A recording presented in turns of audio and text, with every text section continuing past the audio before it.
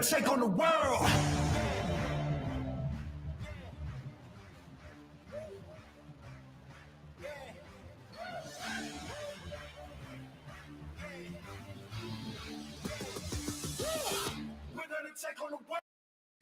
All right, guys, we are back at it again. Episode 66, Third Eye Truth Theorem podcast coming back at you again. Guys, we have a good show tonight. First of all, let me introduce myself. If you don't know me already, I am James Gill, your host. And it's my co-host, Joe Hill. That's still me. Welcome back to the show. All right, guys, we have a good one of our original members back, original guest back in 2021. This is one of my first few I did live. Man, I can't believe it's almost been 4 years. I'm shocked it's 4 years. All right, we're gonna bring back again Josh Hasel, man, better known as Cloud9. How's it going, y'all? See, I like how I said it, infamous. What? The infamous? I said the God damn, infamous. let's start over. I said the infamous. Infamous Cloud9. Cloud9. Ah, you guys are too sweet. Way too sweet. Man, good to have you back, man. It's good to be back, It's brother. been years. Man, it's been years, but It's been years. Shit. What have you been doing in those past almost 4 years now? oh man, lots of music, working, just try to survive, stay out of trouble, keep Yeah. my head above the water, Yeah, there you man. go. That's the way to do it, man. Oh man, you just had a show last week. I saw a lot of it on Facebook that you were promoting and stuff like that. How did that go for you? Oh man, the show went great. It was amazing. It was actually a Get Down Saturdays down in South Bend, Indiana. Yeah. A good buddy of mine, Nico, he hosted down there. It's a monthly down there, and it went amazing. We had a Mix and Mike, Adam Abstract from Chicago, Uncle Grandpa, Nico, and myself, and it was great. It was a great time. Yeah. The crowd was amazing. The vibe was on. It was a good time. It's a damn good time. So Joe didn't do the last episode with us. It was Yes, just I me, was. you. Yeah, I No, think he was on Joe's the computer. behind. I was behind behind the the scenes. scenes. Yeah. I was Now behind the scenes. Joe's going to ask questions. He has Oh, lots yeah. of questions to ask.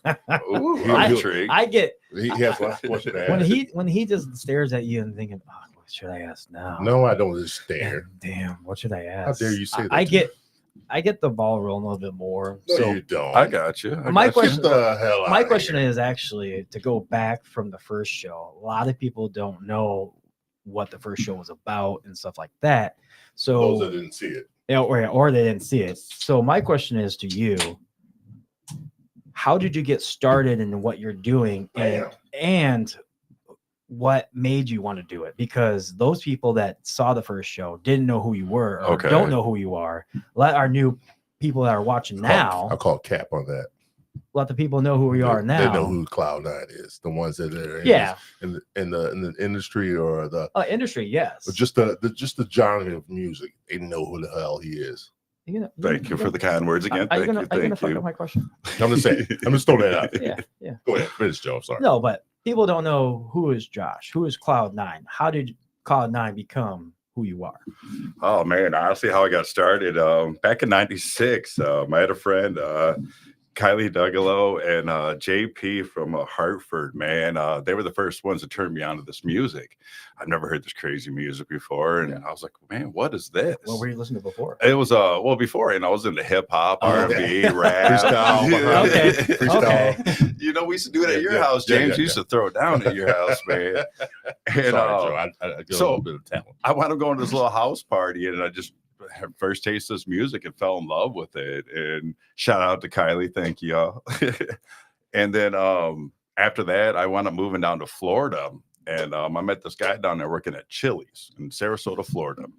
Met this guy named Fester, and he had a house party there one night after work. There's probably like 50 people in there, and he's got turntables, vinyl thrown down. I'm just in all watching him for like an hour, and he wanted to take a break. He goes, hey, man, you want to try it? I'm like, sure. So I jump on, and I mess it up horribly. Like, everyone leaves. Everyone goes outside to smoke a cigarette, just leaves the room. And from that moment, I was like, you know what? I'm going to figure out how to do this. Right? I got sound effects now. This Josh. is awesome. Well, so from that moment on, I was like, I'm gonna learn how to do this, and I gave it my all. And it's amazing. It started in my bedroom and 20 years ago, and now look where it's at. And it's been an amazing process. Met some amazing people, beautiful souls. Oh my God, so many beautiful souls in this industry. I call it the modern day movement of Woodstock. Yeah. I mean, it's all about love Like and plur, peace, love, unity, and respect. Right. Yeah, you get some, some people out there that don't really follow that, but generally the people, man, it's nothing but love. Good. And that's what keeps bringing me back is the people, the patrons. I mean, without them, there wouldn't be me. So I got to give y'all much love out there, my fans and my friends. Love y'all. Man, that is good stuff right there, brother. And I've known you for a long time, man. Yes, sir. We've what, man, 30 some years, maybe. Yeah, 20. I was thinking about this earlier today. It's been at least 25 years. Yeah, at least 25 years, and I've seen you from the time before even all this happened till now. Congratulations to you, man. My man, thank you. I tell you that much, man. Wow. I love you, brother. Thank you, man. I appreciate that. Same here, man. Going on from that, just what do you tend to, I don't know, in the future? What is your goals for this right here? My goals for this, I mean, my goal is I want to play across country, like Ibiza, UK, out there. It's so hot out there, and I mean, that's your main goal, and just keep going, keep pushing, and try to stay relevant and just spread love. Everything else will take along. If I only make it till next week and then my career is over, at least I had fun doing it and I loved it. Right. That's the kind of music they love over there too. Oh man, they love it over there. But it was over here, Chicago and Detroit. It all started there between house and techno, and then just migrated out to the other countries. So wouldn't it be more like a trance, along the lines of trance music? Oh, the trance is just a branch of the electronic music scene. There's so many different tree branches. You got like house, techno, break beats, dubstep, trap, rhythm. There's so many different genres. Can I buy a vowel? Sorry. No, you're good. I just lost. I used to be a DJ, but I never did any of that kind of stuff that much anymore. I started off techno. That's all it was. Then it was just after techno. I lost train of it. I didn't care. I stopped doing it. I was vinyl. Then I said I'm gonna quit when all of a sudden it goes to CDs. Then it went to CDs, and I'm mixing on my mixer, and then all of a sudden I'm gonna quit. I mean, that's something else too that's come over the times. Is when we first started DJing, we carried all these crates around the records with us. You're talking hundreds of pounds. Oh yeah. And then it went to the CDs. So then you start having these little cases CDs, which is nice. And now it's just a thumb drive. Yeah. It's on my thumb drive and a little set of headphones, and I just can't do it anymore. Just plug it and go, and hopefully your music's on it. I give you credit. We were talking about that earlier. I give you credit, because that's one thing I did not get myself into, was more mixing on my laptop. Or my tablet. I said, fuck it. I can't keep up with the times. It sucks. I would do more music like maybe you're doing, but I was just a house DJ or a mixer where I'm just playing more of the same music in the same cover. It was not with the beat behind it that goes with it. I'm just now changing. Pretty much, I'm just a glorified start and stop. Yep, just switching in and out. Or not start and stop. I was more fitting it in, but blending a nice little with the same kind of melody, same kind of beat going with it. And all of a sudden, I had to change it up, and all of a sudden, of course, you had not dead air, but you're totally changing the beat of it. You're just keeping the same beat with it every single time. I give everybody that does that kind of shit credit, because that is something is kind of, you'll have to master it with everything that you do. Oh yeah, it's definitely your key point in mixing is learning how to beat match. Yes. That's number one. How did you get the name though? You never really answered that. Oh man, I was down in '96 down in Florida, and sitting there at a house party one night, and someone said your set took me to Cloud 9, and I was like, huh. Bam. Okay. Bam. And it just kind of cool. stuck. Bam. It just kind of stuck. I was like, all right. Bam. Actually, that's a cool ass story. We get stories when we ask bands, how'd you get your name? Well, I was just sitting there with my best friend, and all of a sudden we just looked at each other. What do you think about that name? now person came up to you and said, "You put me on cloud 9." That is Damn, that is deep. that's classic. Oh, thank you guys. That You is- make me that is- cry. That is kind Don't of cool. cry, don't cry, don't cry. Yeah, cry. Don't cry in this podcast. I see who's a nice one and who's a mean one in this group. It's I bad knew cop, it. good cop. We do that pretty much all the time. Yeah. Who's the bad cop, Joe? I don't know. Me? You? Me? Sometimes you, more you than me. Hell yeah, I'm ruthless. Yeah, I'm Fuck more that. than you than me. Love me, hate me, you'll never Yeah, forget my yeah. ass. Yeah. You get this. Am I gonna get the boozy? Y'all are Yeah, you get that right there. That's you. Sorry, guys. I was It's okay. It's okay, Joe. You used to it. I know. I know. Good, man. That is kind of actually awesome. That's a cool story. What? I'll never forget that though. What? How you got the name? Yeah, that is a cool story. That is. And that stuck from From that then moment, yeah. yo. Then that was 96. So wow. 96? Yeah. holy shit. Yeah, that's when I got into this. Yeah. How old were you then? Oh man, I'm actually turning 47 tomorrow. Oh, Yeah, really? happy Happy birthday, birthday. man. Happy Thank birthday. you. Yeah. Thank you. Happy birthday. Yeah. Thank you. That was a little late on the applause, but yeah, happy birthday, man. Thank you. So So yeah, that is 47. man, whew, 47 years young. Damn. And I know your kid, you big with your kids and your grandchild. I see a lot of it on Facebook Oh, I do too, yeah. when you visit them. Man, so proud of my girls. So proud. My Good. youngest, Kylie, she's actually getting married in June. No shit. Yeah, I'm Congrats. about to walk my daughter down the aisle. Oh, I can't wait for let me that. hold it together. Oh, please let me Dude, hold it together. I can't wait for that day. I can't wait for that day myself. I can't. I mean, really, Now, really how's that excited feel about to you, man? Oh, amazing. Not only she's doing so well at school and everything, and I'm just so proud of her. I'm proud of both my daughters. My Yeah. oldest doing the tattooing out there in Yeah, California. so she's on some tattoos on you, right? Yeah, yep. Yeah. Most of my good ones are all hers. Yeah. He says most of my good ones. Yeah, all the good Of ones course she you had to did. say that. I'm afraid to let anyone else touch my body now. Yeah, yeah. I'm so afraid to. Because she's taking care of you, of course. Oh, yeah. Right. Yes. So how long has she been doing tattoos? Well, here's a funny story. So at 13 years old, she stole her mom's debit card and bought a tattoo kit offline and hid underneath her bed for like 2 Oh. years and was tattooing her friends before we even knew about it. Wow, really? Yeah, 13. Was she charging? I have no idea. That's a great question. I'm sure That's a great I'm sure she question. was. That's a smart kid right there. No, and then her mom moved out to California, and at 18, she got an apprenticeship at a place out there. And then within 2 years, she was on her own, and now she's got like 3 apprentices underneath of her. And Oh, yeah, she's a boss. she's killing it. She's a boss. So, I'm trying to talk her into getting her own shop. Yeah, that's where it's at. That's where it's at. Right That's there. where it's Get at. your own shit. Be your own boss. Yeah, Wait, and then hell dad yeah. can just come in and get free tattoos all the time. Yes. I gotta ask Your whole this body's question. gonna be Wait a covered. minute. I gotta ask this question. For 2 years, she was tattooing kids, and these kids' parents not see these fucking tattoos. I don't know how she pulled it off. She pulled it off, I mean, man. she's a hassle. She's a hustler. Or they putting in places that nobody sees. Hustle on the floor. That's exactly probably what it was. I'm thinking, don't put it here, here, here, Yeah, here. put it right in this Yeah. right here. Go ahead. Put it right here in the crescents of yeah, I couldn't do it. Shit. That's too funny. 13 years 13 old. She years old. started. Man, yeah. Holy shit! She must I've be a seen good some of drawer. her tattoos, man. And I mean- the work is really good.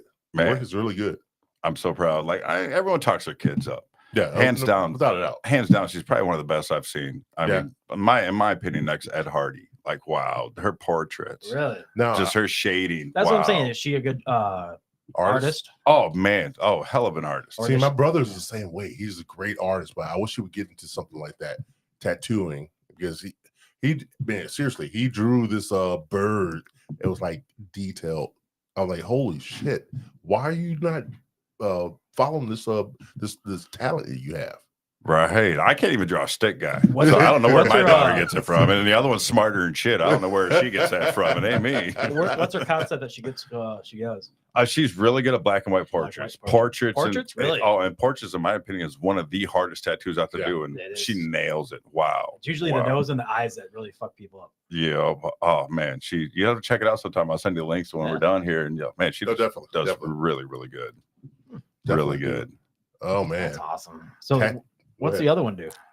She is in school for microbiology for sports medicine. Would you say? Really? Yes. Microbiology. That's my retirement plan right there. She's going to have the Oprah house with a dad Pop's sweet in the taking care back. I'm getting tattoos from this one on the grounds, and the other one's taken care of. That's right. Pops was taken care of. Oh, yeah. Microbiology.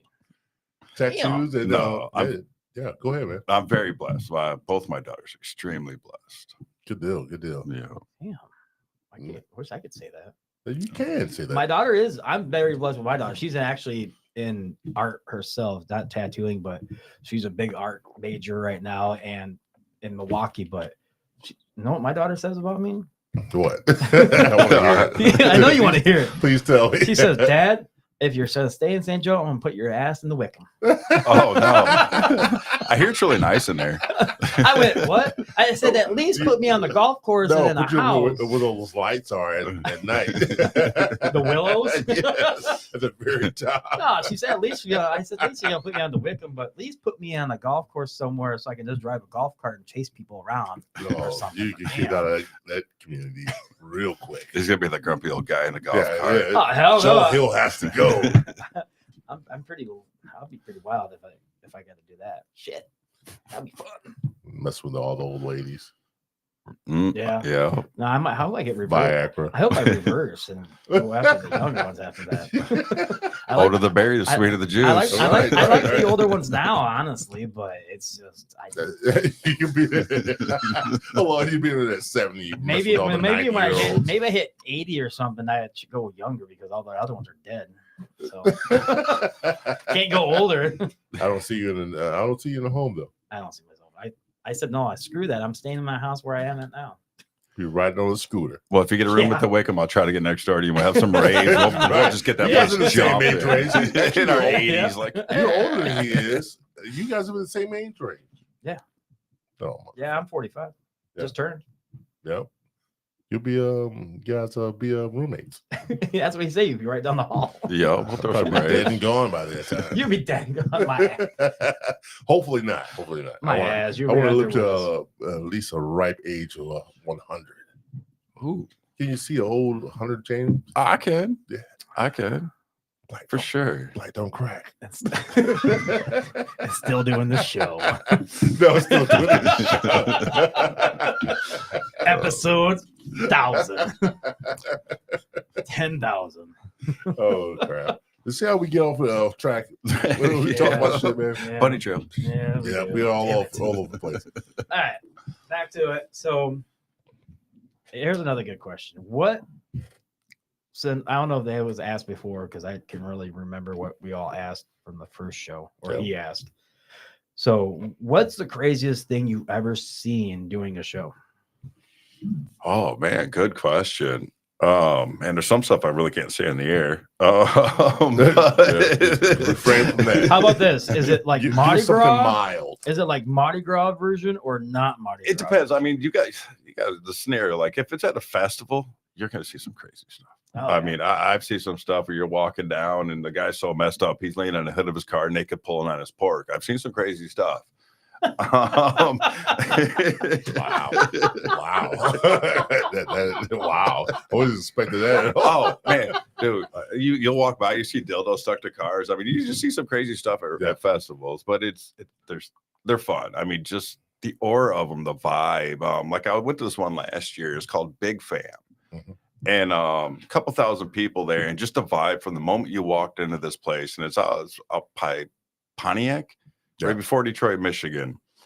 And just the vibe of this festival. And I've been to a lot of festivals. I've played a lot of festivals, been, all over the place doing this. And that vibe there was just one of the best I've ever felt. I'm just amazing from the day we got there to the day we left. I didn't play. I just went as a patron, and wow, I'm definitely going back this year. I filled out for my application for to play for them this year. So I'm really hoping to hear back on that. I hope you get that. Man, me too. But yeah, Big Fam last year. If you guys never been, check out Big Fam Music Festival this year outside of Pontiac, Michigan. It's in September. Good festival. So, besides the craziness, what's the largest crowd you ever played for? Largest crowd I have ever played for is probably 1,200. Yeah. You know, Jesus, you know, but you got to Good figure crowd. 1,200 people at a party. good crowd. It's a good crowd, but you're not going to have all 1,200 of them on the dance floor. Because at these No. festivals, some people are sitting off in chairs, other people are off in their tents, Yeah. and it just because you're not on the dance floor doesn't mean these people aren't vibing. So True. it's great. You know, you'll have sometimes when you're first starting out, you're at these festivals, and you'll have a couple of people on the dance floor. That doesn't mean people still ain't enjoying it, just Right. having a great time. Right. And that's what up and coming DJs got to remember. Just because they're not dancing don't mean that people ain't having a good time.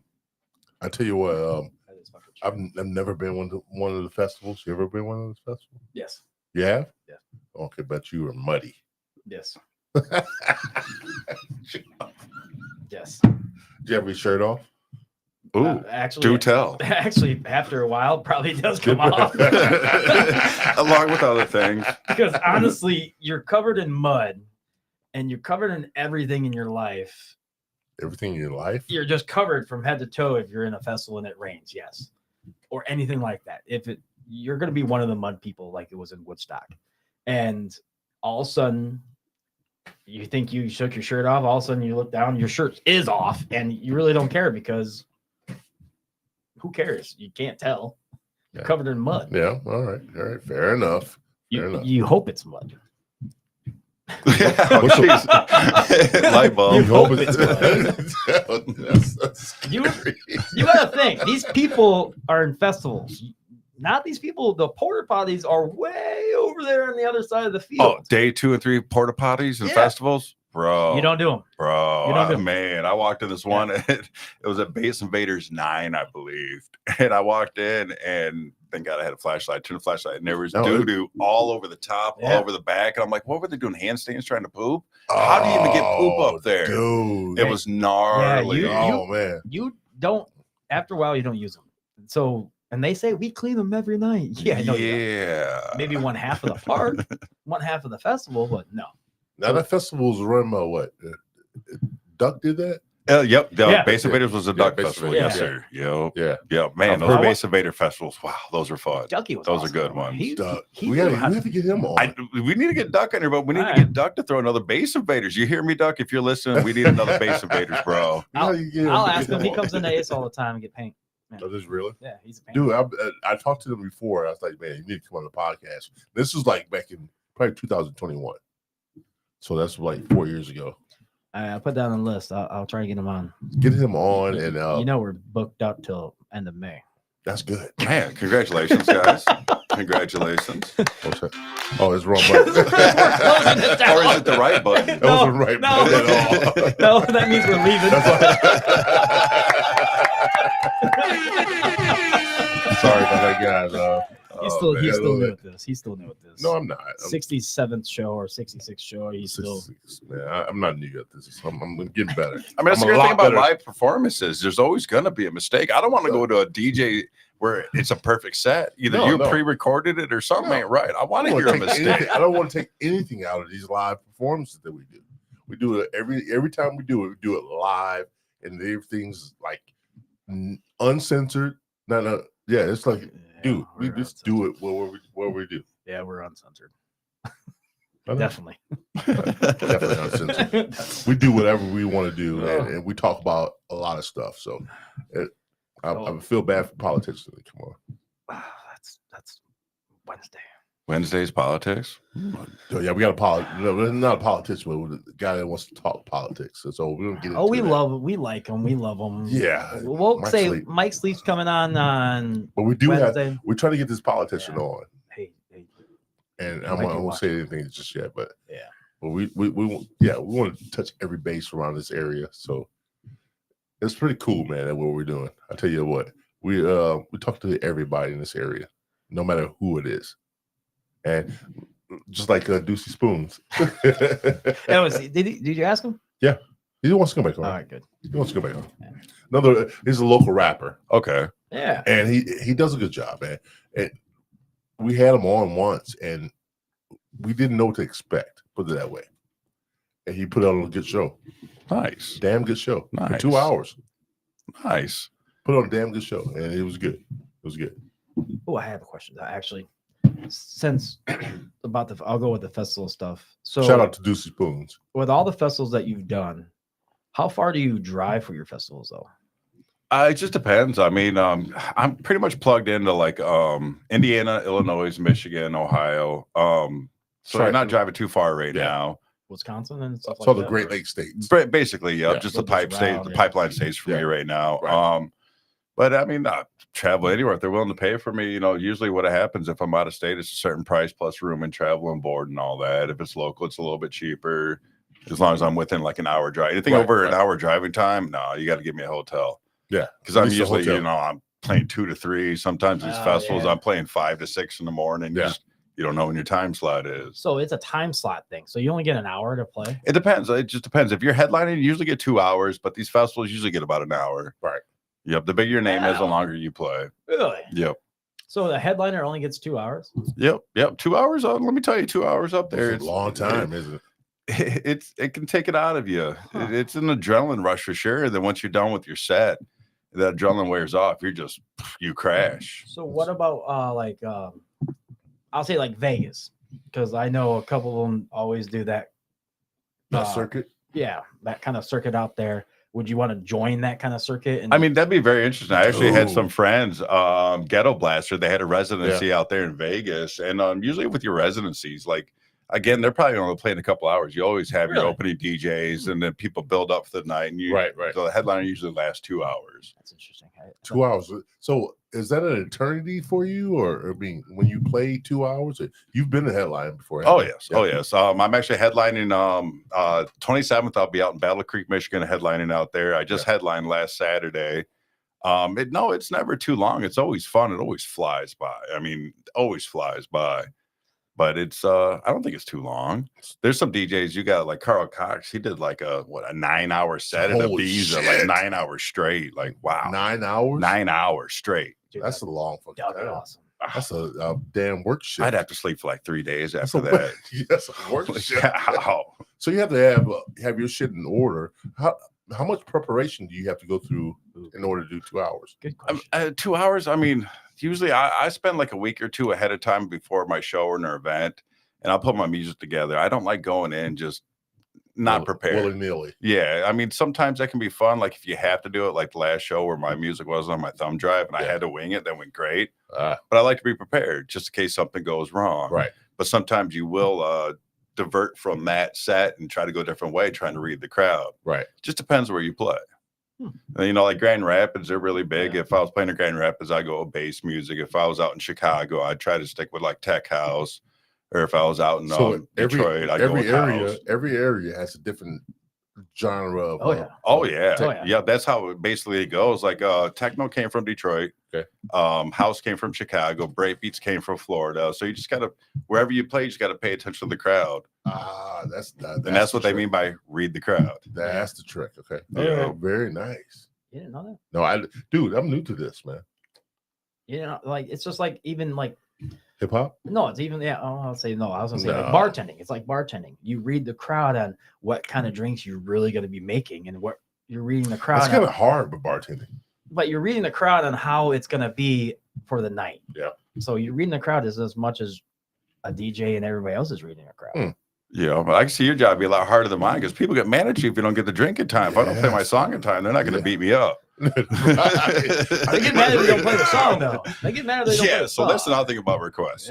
Requests. Yeah. So usually in my line of music we play, we don't do requests. Yeah. Because usually these DJs, they have their set planned and they want the vibe, the set. Because you want to take them on a roller coaster ride. You know, just up and down, just build it up and drop them. And so you can't really take requests in between those times. Right. Now, if you're an open format DJ at a club, yeah, you can do requests. If you're at a club, yeah. Do you ever done clubs? Yes, actually, I started out doing hip hop clubs down in North Carolina at a place called, oh my God, it was right on the Outer Banks, North Carolina, Mako Mike's. Mako Mike's. Yep, that was my first ever club DJ gig. And they used to have bikini nights there Saturday nights. That was a lot of fun being the DJ. Yeah, that was. And it was on an island. Oh. You never done a strip club or anything? Nope, been to them. That's where you're really making money. You can make a lot of money being a strip club DJ. See, I don't know if I could do it, man. Because honestly, I have been to a couple strip clubs, but I'm embarrassed. I'm usually embarrassed when I'm at a strip club. I'm the guy not looking at the girl just drinking. I don't know. I feel ashamed or embarrassed Are you watching. So serious? there's no way I could be the DJ there. I'm gonna fuck it up again. Are you? And plus, I'd be the guy, if extrovert, there's a introvert? buffet, I'd eat out the buffet at a strip club, and that won't work right. Right. Are you an what, extrovert? Is that what it is again? What? What you are? Introvert. Damn it, introvert. Are you an introvert? Do explain. No, like keep to yourself. Yes. Out. Yes. And don't want to be in the middle of the crowd. You're a personal person when you're out in the crowd and doing your DJ stuff, right? But when you like to yourself, you keep to yourself. You're in the behind the crowd, not in front of the crowd. Yes. When you're Really? when you're not behind the DJ booth, you're more like keep to yourself. Yeah, well, I'll dance. You know, I'll have friends, and we'll stick to a small group, and we'll Right, dance or right, sit right. and just wait. You know, But if so- if you, pretty much what it is like him. I always explain it like this to people. I said, James behind the bar is behind the bar, but when he's out in a crowd, he'd rather be behind the crowd a little bit while everybody else is seeing what's happening and having a good time. He's still in the back of the crowd. He doesn't want to be in the middle. He doesn't want to be in the front. Draw more attention. and to then- yourself. and then- no! See, Drum. you can't be that guy and be a DJ. You have to be talking to everyone. No, 'Cause but everyone as always a wants DJ, to talk. but- to but As you. a out- DJ, but if you're by yourself right now, But if you're rather I've be seen you in the I've middle. seen you by yourself. You pretty much. I don't have a problem sitting by myself. It doesn't bother me. Yeah. See, Not at all. See me, I'm a big introvert. yeah, I like my own privacy when I'm like out and about. yeah. But if I'm behind the bar, I could do that all day long. This is like part of my job. I do it all day long. Kind of like a switch. Yeah, I It's turn. kinda I know how shocking to. for I me, know how though. to turn it off. It's, no, not you. It's kind of shocking from you because for being a DJ, you're always in the limelight. You're always in the crowd. You're always in front. So then when you can't. I don't know how you could turn it off. That's kind of Yeah, the only time you can really turn it off is once you leave the venue, because before your set, people want to talk to you. They Yeah. want to come and show you Right, love, right. give you hugs, say good luck tonight. And then as soon as your set's done, everyone wants to, show you Good love for you, more though. for a great show. And when I first started out, I was that guy in the back, just sitting up against the wall, just watching, being quiet, and Right. anxiety's kicked in real bad. Yeah. And then after your set's done, you're like, everything in your body screams, run, get out of there, go, but you can't because you got to mingle with the crowd. Right. But that does pass over time, and that was probably one of the biggest things I fought with was my anxiety. Yeah. That was a hard one for me, and it passed over time. After each show, it just got easier and easier and easier. I always still got nervous when I DJ'd. Really? Oh hell yeah! Right before I got nervous a little bit, I said, "I hope I don't fuck up." Oh, trust me, I still get nervous. I still get butterflies, Up. and if I didn't, that would scare me because now that I do still get nervous, that shows I still have passion and love for it. Yeah. I never want that You wanna be feeling the to go best away. at it, yeah. I agree Exactly. with that. If I get to the point where I'm just like, I lost the love for it, and I don't want that. It's a big business for the DJ. The way you're in anyway. Oh yeah. It's still growing. Oh man, Still growing. so every year, just wow, wow. So with that being said, how influential do you think this music will be in the future? Wow, it's in the future. It's just going to keep growing and growing and growing. I remember in the '90s, I was telling all my friends up here, this is coming because I was coming up from Florida, and no one blamed me. Oh, what's this? This is junk music. What is this? I'm like, no, I'm telling you, this is coming this way, and it's going to be huge. Yeah. Everyone made fun of me, and they say, you see it in like commercials, and it's everywhere. It's very, very commercialized now, but I think it's going to stick around for a long time. I really do. I still like the music. I mean, I like the music, but after a while, I just can't. The thing I can't say is the same beat over and over and over. Those trance, man. It Yes. keeps you in the mood, man. It keeps your body going. Sometimes Don't.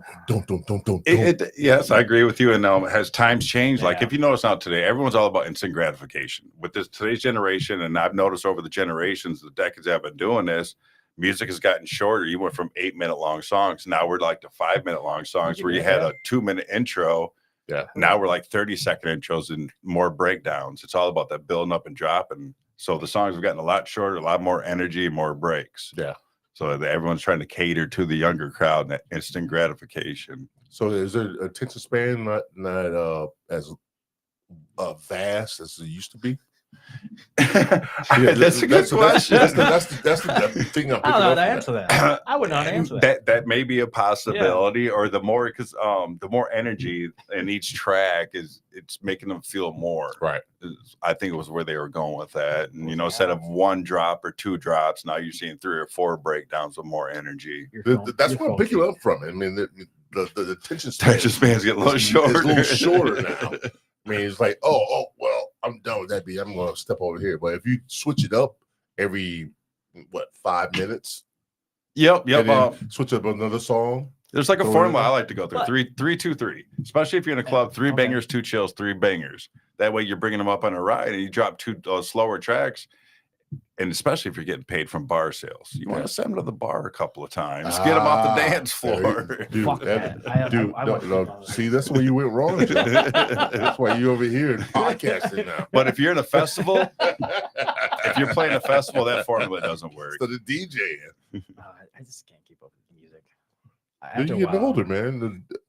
I was- Cloud 9 is still plugged in. But I'll get but with his music and everybody else's music that's like that style, the generation is still gonna keep on growing from that. I can answer that question because the age keeps staying the same for that crowd mentally level because it keeps on going.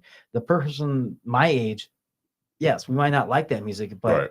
he's still going to hit the same genre because it's the same beat over and over and over. In my eyes, he's going to have the same generation and the same crowd and everything else because that generation's never going to change. Yep, you have a point. And that's where, like, sometimes like this Yeah, last set, I did not just play straight like bass house. Like I hit different genres of music where you hit break beats is more energy. Bass house is like doom, doom, doom, where break beats you have more periodic breaks inside the song. Right. So you can actually take them on a little journey to where you won't have that same repetitive motion over and over and over again.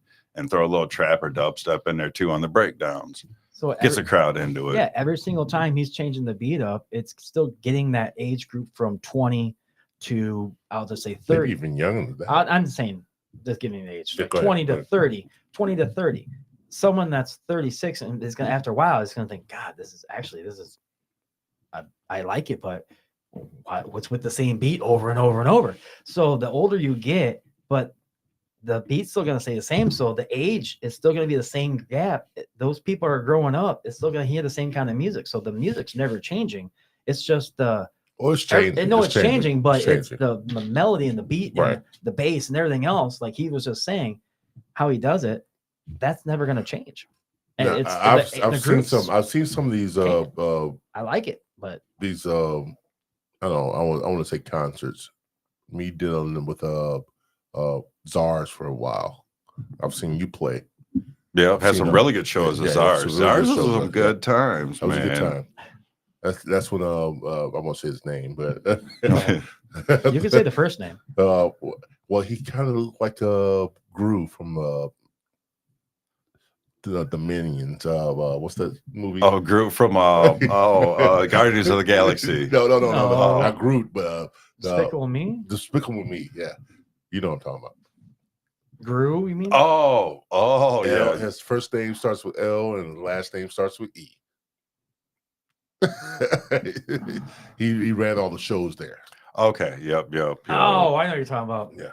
So just want to bring his name up, but yeah, the shows that I saw down there at Czars that was my first time being exposed to the EDM. Really? Yeah, first time. Thanks, Doc. And I had a good time down there. You guys had a lot of fun. Yeah. I could see it happening with the glow sticks, the chicks with all kinds of loud, colorful stuff going on. The fishnets. The fishnets, the black lights going on, and it's a vibe, bro. it's Within It's itself, definitely a vibe. It's definitely a vibe, and people enjoy themselves down there doing that. Have you ever been booed doing a set?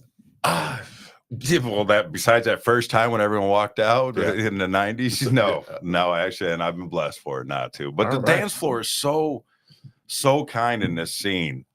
Even if you had a train wreck after train wreck, these people on a dance floor, they're not going to let you feel that. They're going to still show you love. Yeah. Again, and that's another reason why I fell in love with the scene. I mean, the people are just usually genuinely kind and loving. So no bad vibes No, whatsoever.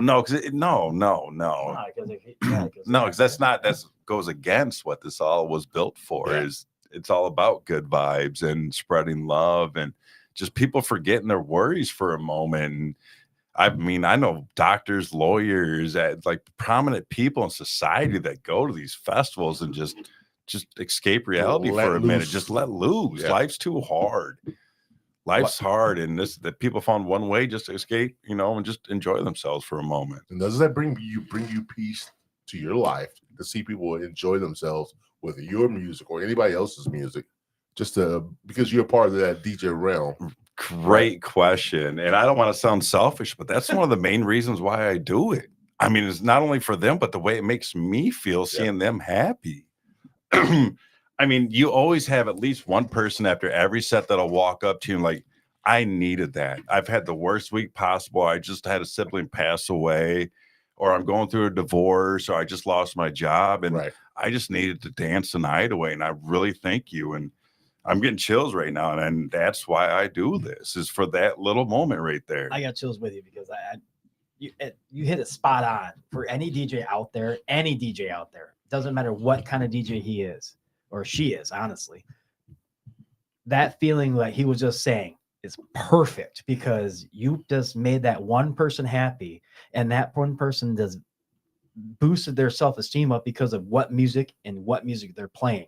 He hit it spot on, and that is the best feeling. You're not being selfish when you say it. Oh, I appreciate the kind words, my man. You're not, because I was the same way and everything else. So what you just said, you're speaking words for all the DJs out there in their lives that's ever done it.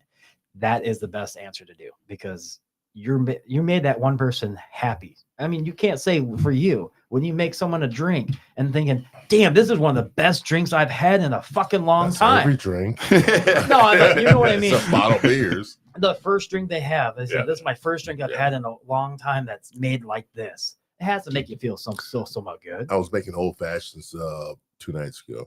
See? I mean, like shitloads of them. And I'm seriously, everybody came to me for the old fashioned. You mold it? Oh yeah, down muddle the fruit and all that stuff right in front of them. They see it all happening, and I'm serious, dude. It was just like it does. It puts something inside. I mean, it opens your eyes to like people enjoy what you do. Yeah, and it's a great feeling that people appreciate what you've created right in front of them. And with that being said, it's just like it's a whole new realm of I don't know, it's like endorphins that kick in. It's like you get a like on your Facebook, right? It's like, oh man, that was great. Or man, dude, that was the best shot you ever made. It's like the endorphins kick in. It's like, thank you. It makes you feel warm and fuzzy inside and give you goosebumps, like he was saying about goosebumps when that person said about his music. I mean, music is more uplifting, and it makes you feel and makes you not worry about anything in your life. That's why people go to music. That's why people always turn to some music or something that they listen to that makes them just trigger and pretty much meditate. Right. Music's very powerful. Yeah. It could take you back to one of the most happiest times in your life, just hearing a certain song, or it can take you back one of the most darkest times. Yeah. Music is extremely powerful. Yes, I agree. With the music in my life, and I've had times in my life where I was in my darkest moments, and I had a whole album that is like played, and it's like lifting me out of that darkness and put me in a different place. So like, I love this album, I still play Kenny G. I need to remix some Kenny G. Is it the flute or the saxophone? What is that called? That's a clarinet or piccolo, or something like that. No, not Kenny G. So you're uplifted by no, I was just it was one of my favorite rap artists to this day, Redman, and his one of his albums like lifted me out of my funk and put me in a new plateau where I was like, okay, fuck what happened in the past. Let's keep going forward. Yeah. Really? Yeah, and like totally. I mean, every track had something to say to me, and it was like 19 tracks on that song. That's pretty So deep. it's like 19 levels of something that brought me out of my funk and put me on this plateau where everything's gonna be all right. Nice. What's yours? Nice. Oh man. Yeah, you have an album like that? You have an album that can just You just play uplift the you? whole thing through? Yes. Man, it's probably the funny thing is it's not even electronic music incorporated good. whatsoever. Good. Kenny G. How did you know? Oh my god. Why you keep saying Kenny G? Because it's the most weirdest thing somebody will ever say. No vocals whatsoever? I know. The funny thing is it's a country album. Really? It's a country album, and it's Randy Travis. And it brings me back to my childhood. My dad just picked me up every other weekend, and every time I got in the car, he would have Randy Travis playing. So when life gets really heavy with me right now, I go through Randy Travis on with Digging Up Bones and stuff like that, and it takes me back to a happier moment in my life with my dad, and I'm able to just like clear my head for a little bit. That's what's up, brother. Yeah, a lot of people find it funny. I listen to country music. I love country music. I love it. I have it playing in my car right now, dude. My man. I have it playing in my car right now. It takes me like we were talking about who was we talking about that? Wild Bill, yeah, and he does country music radio, right? So when I'm tired of listening to everything else, push it out of the way, put country on, and country brings me back to reality. Nice. It's a weird thing, especially coming from a black.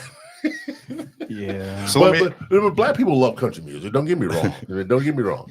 But just like from like R&B, hip hop, gospel, wherever the case may be, I separate myself from all that shit because a lot of rap is shit right now. A little bit of mumble rap. I can't even understand what the heck they're saying. Exactly. I mean, no, nothing wrong to the kids that love it today, but listen to some serious lyrics. Let's go back to Nas. Come on. Yeah, you guys want to hear something? Go back to Nas. Some of the serious lyrics that went on in the 90s. You guys don't understand what Black struggle was. That's what it was, dude. Yeah. Like, seriously, man. Oh shit. But going back to country music, it's just like something that uplifted me. I was like, man, this is like, all right, I can dig it. And it's like so I don't know. It's so I would say it's uplifting. And I can almost relate to it. But at the same time, I was like, I don't hear the same shit that I do in this mumble rap in country. At all. I listen to some of the old school country because some of my friends, remember the twins? Mark and Adam. They brought me. They put me on some old Conway Twitty shit and some old Elvis and old Hank Jr. Yeah, dude, I listened to all because I had no choice. That's all they played in their car. Dude, speaking of the twins' house, man, I'm sorry to say this out here, bro. When I walked in that backyard, you guys had a party out there, and you were in overalls and straw hat, walking in the backyard saying, "I don't want to pick no more cotton massa." I lost it, bro. We had some good fun out there, man. I was on some mind-inducing stuff. just picture James in overalls, no t-shirt on, with a straw hat and straw in his mouth. Yeah, I was like, I can see it. No, it was a good time. Dude, good time. I peed myself. I was laughing so hard. I think everybody peed themselves. They didn't expect that at all out of me. No, not to this day. I can picture it, but I can see it. I can hear him say it, like after it a while.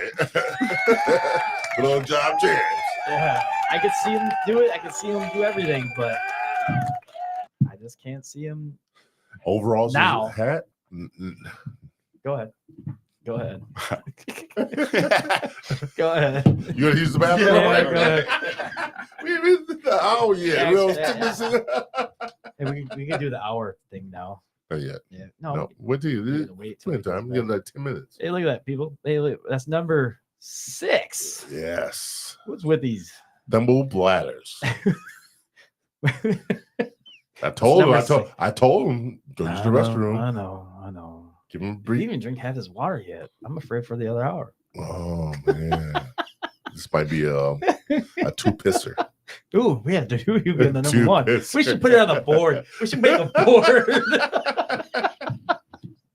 We should put it, but people out there, do you think we should put it That on might the be a board? two-pisser for him. Should we man. put it on the board He every did time it. someone leaves? He did it in 50 minutes. I know.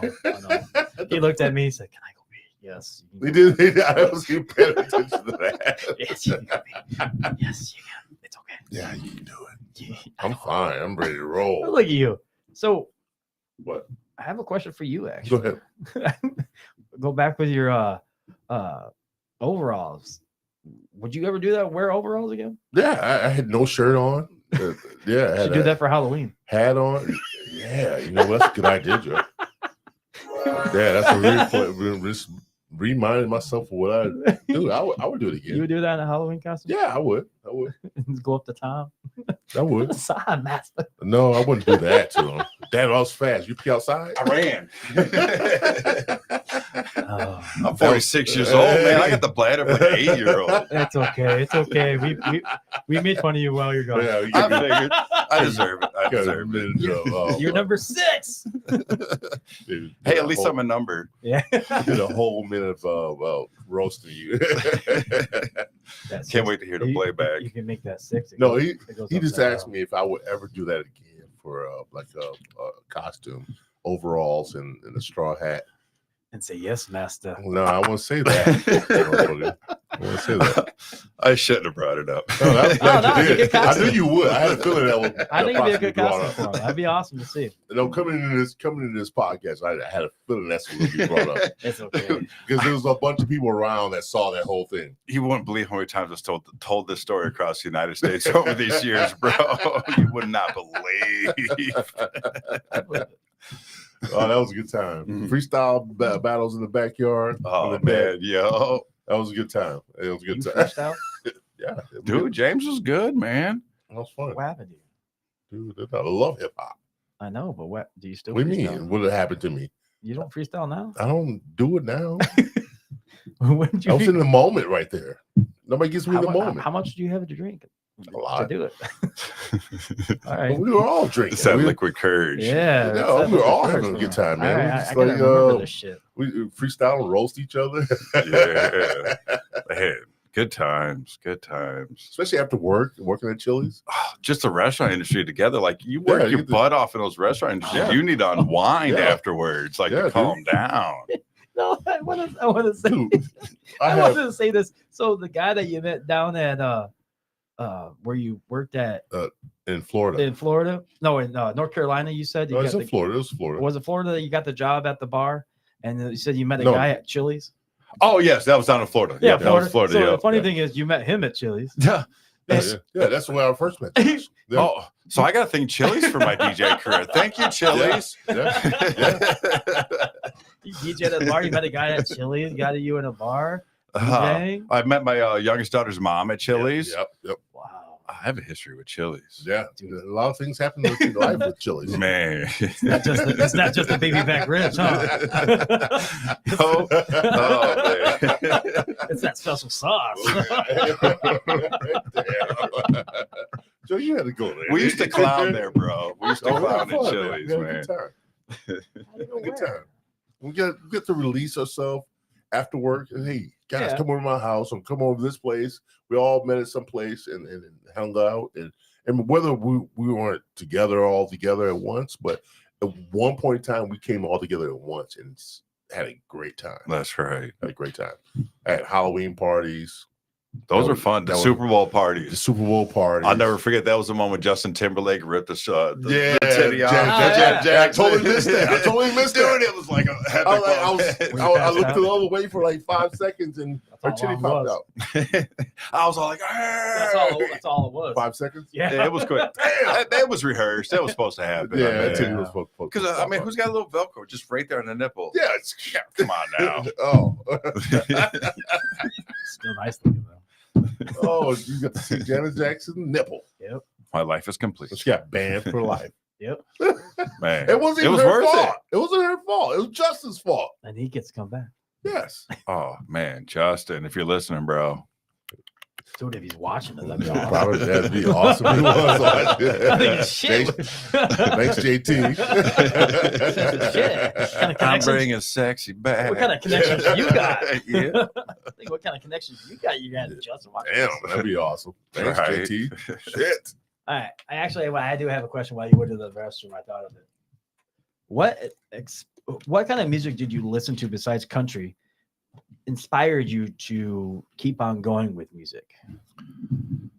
Oh man, it's just besides country, R&B, hip hop. Who are your top? Who are your top three Influences? people? Yeah, top 3 influences. Oh, the for my DJ career? No. Oh, just the music in general. Oh man. James will answer his too. Oh man, I'm gonna have to go with Oh shit, I thought that's mine. Yeah. All right. R&B. I'm gonna have to go with like Bless Silk or Shy. Oh man. Hip hop, Nas, Outkast. Ooh.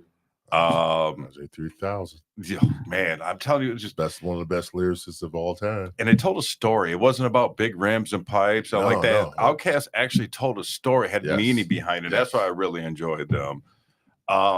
Let's say electronic music wise, my influences were like Kimball Collins, Sasha, Digweed, because I started in '96 down in Sarasota, Florida. So Florida's known for breaks and trance. So my first taste of electronic music down there was trance. Hence Sasha, Digweed, people like that. Break beats you had like DJ Icy, Baby Ann, Malicious Mike, DJ FBI, Hootie Hootie, and I've had the opportunity to play with a lot of those people, Oh, which I've damn. been very blessed for. Oh yeah. Nice. Very blessed over the years. And these are people I looked up to, and 25 years later, and I was hugging them, taking over the set before them. It was amazing. But yeah, those are probably my main influences. Nice. James. My turn. Yeah, All together, it's three. some music. Just 3. Music History? general. Yeah. Ooh. Who inspired you? Just the music in general, man. Yeah. My love for music. I have to go to what my first experience with music is with my mom. She played a lot of R&B Oh, on the old record You're players. gonna make me cry. No, don't make you cry, man. She went to You said your like mom. say for instance the OJs. My grandma and my aunts used to play all the old school music, the OJs, Temptations, things of that nature. And then when I got a little bit older, my mom, she started playing people like Smokey Robinson, Teddy Pendergrass, who else? Luther Vandross. That's that baby making music right there. Who else? Oh damn, I can't think of the one. Don't hurt yourself. No, I won't. But then when I got older, when I started to listen to my own music, that's when I started listening to hip hop. And this was in the 80s when hip hop was just barely on the radio. So you have that one late night stretch where they played hip hop. I would stay up, get that cassette, pop those little. Put you know, so you can record, you put a little everybody- bit of paper in the anybody end that's of older, overtake. anybody- you're old enough. You're old enough. You break those little seals on the tape, put that in, and then you record your favorite shit. Right? And that's what I did late nights. I would wait for like Roxanne, Shantae, Big Daddy Kane. Not even that Big Bushwick Daddy Bill. They we were playing that on the radio. That's later. in Yeah, life. that's later in life. The stuff they played on the radio, like Houdini, UTFO, Nice.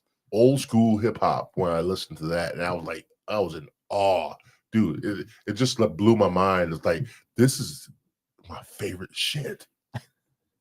And then it got better because it was more like a oh yeah, Curtis Blow. You got to throw that in there too. That's old school hip hop, and it got better. It progressed because when I got to high school, I started hearing the Eric B. Rakim, Big Daddy Kane, KRS One, the ones that had some serious lyrical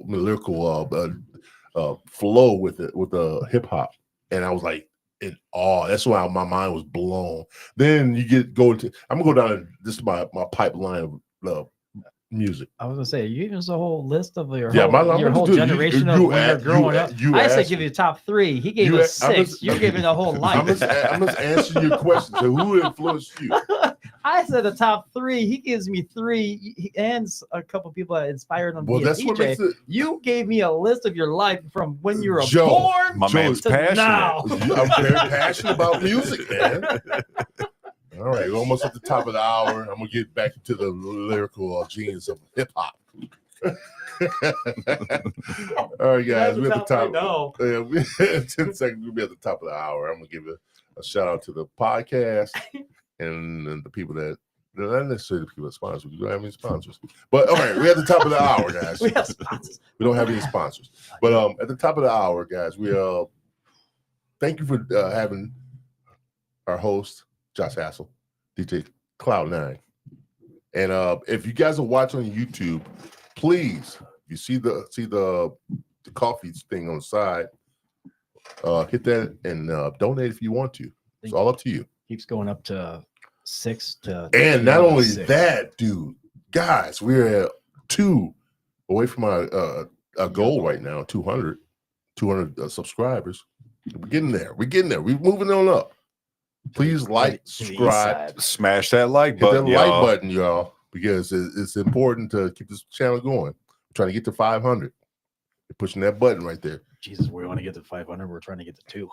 No, we're trying to get to 5. That's our maximum goal. Okay. Our goal right now is 200. We're almost there. You got this. Like and subscribe. Make it happen for us, guys. We love y'all. Let's get back to the show. All right. Now back to my list. No, I don't want to hear your list. I'm just going down the list, man. I'm just all the things that I saw in hip hop and music, it all changed. Then you got gangster rap, blah, and then it all went downhill after that. You think it went downhill after I think it did. rap? I think it did. Because it was a more conscious thing that because hip hop was more of a movement. It was more of a movement. Agreed. Okay. It wasn't. All right. It wasn't I see where you're going with this. to show how much money we have or all the bitches we have and what we do with those bitches and Or my street credit, and don't hey guys, don't hold that against me because I use those words. But that's what we grew up on. That's what that changed our culture. And it totally changed our culture because we exploited women, we exploited financial gain, things of that nature, and then it made hip hop to what it is now. All about how much money you have, how many stacks of dollar bills you can hold to your head, and the bullshit that spurs out their mouth. Right. It definitely glorified a dark spot in that generation of music. It glorified bad habits. Bad habits. But that's not because of what the people put out. It's what the record companies wanted to put out. Oh, this is gonna sell. This will sell. Sex, mayhem, Violent sex, mayhem, and all that bullshit sold. And people ate that shit up with a spoon. Sex, drugs, and rock and roll. Yes. They did that with rock and roll. Did the same thing with rock and roll. Yeah, once it gets commercialized. They're doing that shit with country now. Yeah, once a certain genre gets commercialized, you're always gonna have something new coming out. Oh yeah. So once something new comes out, then once it gets commercialized, and that's when it just Oh yeah, it turns into something totally different. So I was actually when you said country, it's But seriously, I was thinking sex, alcohol, and ex-wives. No, but if you think about it, listen to country music now. Listen to country music. A lot of new country music right now. Oh yeah, is being sexualized. Yeah. Oh, it is now. I give you that. But little short jeans, shorts and skirts, and I mean, there's more women that sing in more country that's fully that Kia's car, that knows cut his sex tires. This motherfucker yeah. ain't shit. Women rule. I mean, I'm sorry, ladies, but that feminism shit is going crazy. Look at you. I'm not speaking the truth. I'm speaking my truth, man. Do we need to bring people on here to talk about music? Well, we can. Man, look at you, just open up a little more. Yeah, let's open. Look. The middle of the highlights haven't gone. Shit. Get back to him. No, we're gonna talk about music.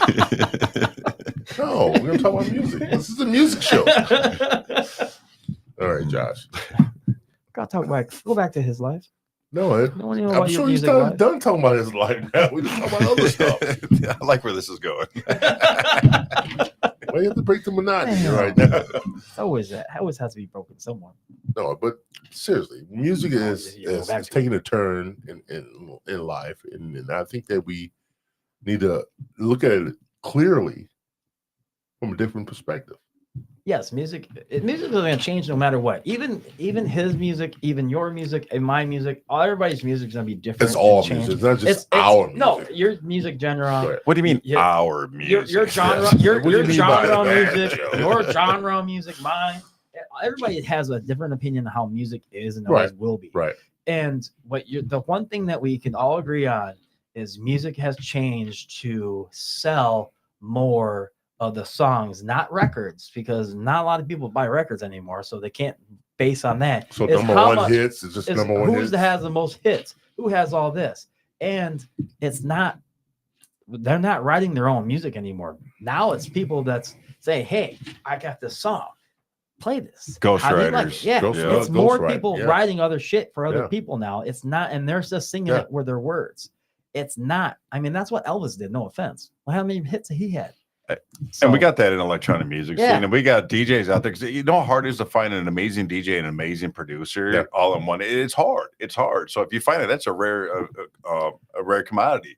So a lot of these giant DJs that are playing worldwide, making tons of money, they'll have a ghostwriter write their tracks for them, and then they'll go play it out. And another sad thing is a lot of these giant festivals, these huge DJs are playing, they pre-record their set. Who's that? They will go out Yeah. there and they will just hit play, and the set's already recorded, and they just sit there and dance around. Oh, Like you really yeah. lost a love yes. you've lost a love that much. You're scared to go out there and just do it live. Is Like that where you draw the line? yeah. I would too. At the point if you're recording your set and they're going out in front of thousands to just hit and play, Yeah. my opinion, you don't deserve to be up there. You don't. I'm sorry. Yeah, So if you I do made that. it, if you made it to the I'll point just where go. you're like say for nationwide, right? You're nationwide.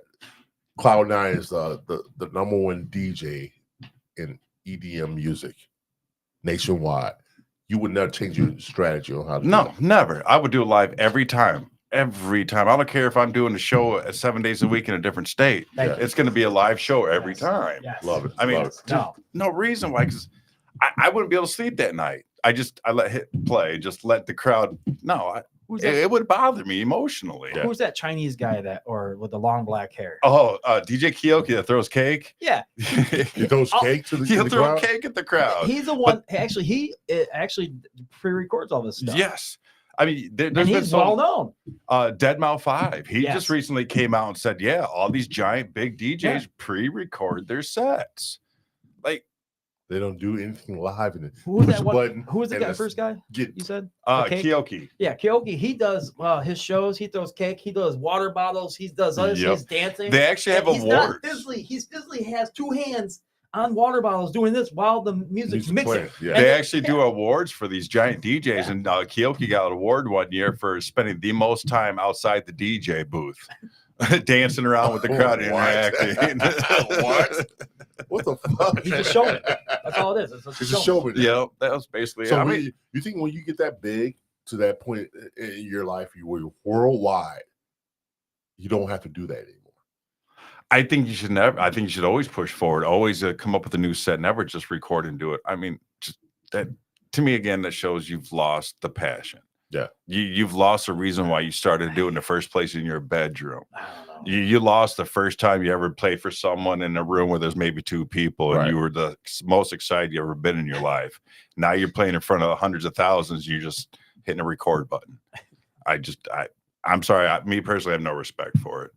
None whatsoever. I've seen some DJs do that. Actually, like hit the button and just let it play, and that's unreal to me. I mean, it's not an authentic DJ. I mean, I did a DJ contest at the old Boathouse. This was back in I remember that. back in Remember those days. I the think early 2000s, maybe Yeah. the early 2000s, and we had 16 DJs from throughout the region. Nice. Kalamazoo, Grand Rapids, South Bend. they all came in one spot and performed. And this was $1,000 prize, right? Oh wow. Yeah, you had a good turnout. You had a lot of local kids, a lot of local ones too. Local kids, Yeah. people from Kalamazoo, like I said, from all over. Yeah. And they all showed up. So, and then they turned it out because they brought their own fans too. Oh yeah. So which was really cool, man. But it shows you a lot of different talent from around the area that people had, and it drew a crowd because it was like nonstop music, and everybody had a good time doing it too. So I wouldn't want to do it. You wouldn't? I didn't do it. I didn't want to do it at all because my eyes, I'm not playing for the crowd. I'm playing for myself. I just want to play and win that money and be number one. Who cares if you're number that one? means you get to bring your talent out. But who cares if you're number one or number 10? In my eyes, whenever I always asked me who was the top DJs in the area, just to play in bars, I always gave like 5 other people before I gave myself. Okay. I didn't care. I mean, yes, I was not the best, but I had people that came up to me and says, "When are you going to play again?" Or, right, "God, you're awesome." You had a following. And I had a following, but I didn't care to be the number one DJ in the area. I didn't care to have that big of a limelight against me. I always said, like back then when I was DJing, he was coming up out of Kalamazoo area because he was doing it there more. Maddie. Okay. Maddie and Ben Flowers. Yeah. Oh, and rest his soul. Yeah. God rest his soul, because I always said they're number one. I mean, but I had 3 judges. They are all there for all the DJs, and they judged on performance, crowd control, and it was another one, another category. I think reaction. Yeah, and they did a good job, but they found the DJ, and he was from Kalamazoo, and then I had an uproar from the local DJs. Yeah, I believe that. Oh, this is rigged. I'm like, no, dude. These judges are separate. I mean, they just watch them. I told them what to grade it on, and they did just that. They did a great job doing that. And this DJ, he turned it out, man. Nice. He turned it out. He was from Kalamazoo. I forget his name though. Totally forget his name. But it's like some of the local DJs. I mean, some of the ones that thought they were really good didn't win. This DJ put on a show, and he put on a great show. I just don't see. Music has changed. DJs have changed. Of course. Everything has changed. It always changes. Always will change. It's a way of life. Definitely a carousel of different things that it always changes when it goes around. Uh-huh. You get to a point where like a marker on the carousel, then it always changes. Music is always changing. Yeah. Always. It never stays the same. It's always somebody bringing out something new. You think it's ever going to go backwards and go back to somewhat of the original type music? It does. It does in increments. I mean, if you looked at it, because it started back with like, for example, electronic music. It's repetitive hooks. Yeah. And that's where it came back from the South. They were saying this years ago with hip hop and rap that you noticed it in that first, it started being repetitive hooks, shorter hooks. In your storylines with your songs, and you definitely see it now in like today's electronic music. It's all about the repetitive hook. So it actually went back in time to when that music was all just about repetitive hooks and your hook and your the hook line. Yeah, that's the same way with hip hop. I mean, if you think about it, when hip hop started, it started from the East Coast, New York area. Then it went to the West Coast. Then it went to Florida, the South Florida, Georgia area. Yeah, Atlanta. You remember how that went? And then now, where is it now? Where is it now? It's still in the South. It's in the South now. Oklahoma. It's in the South. You get your Gucci Mane, all your Memphis rappers.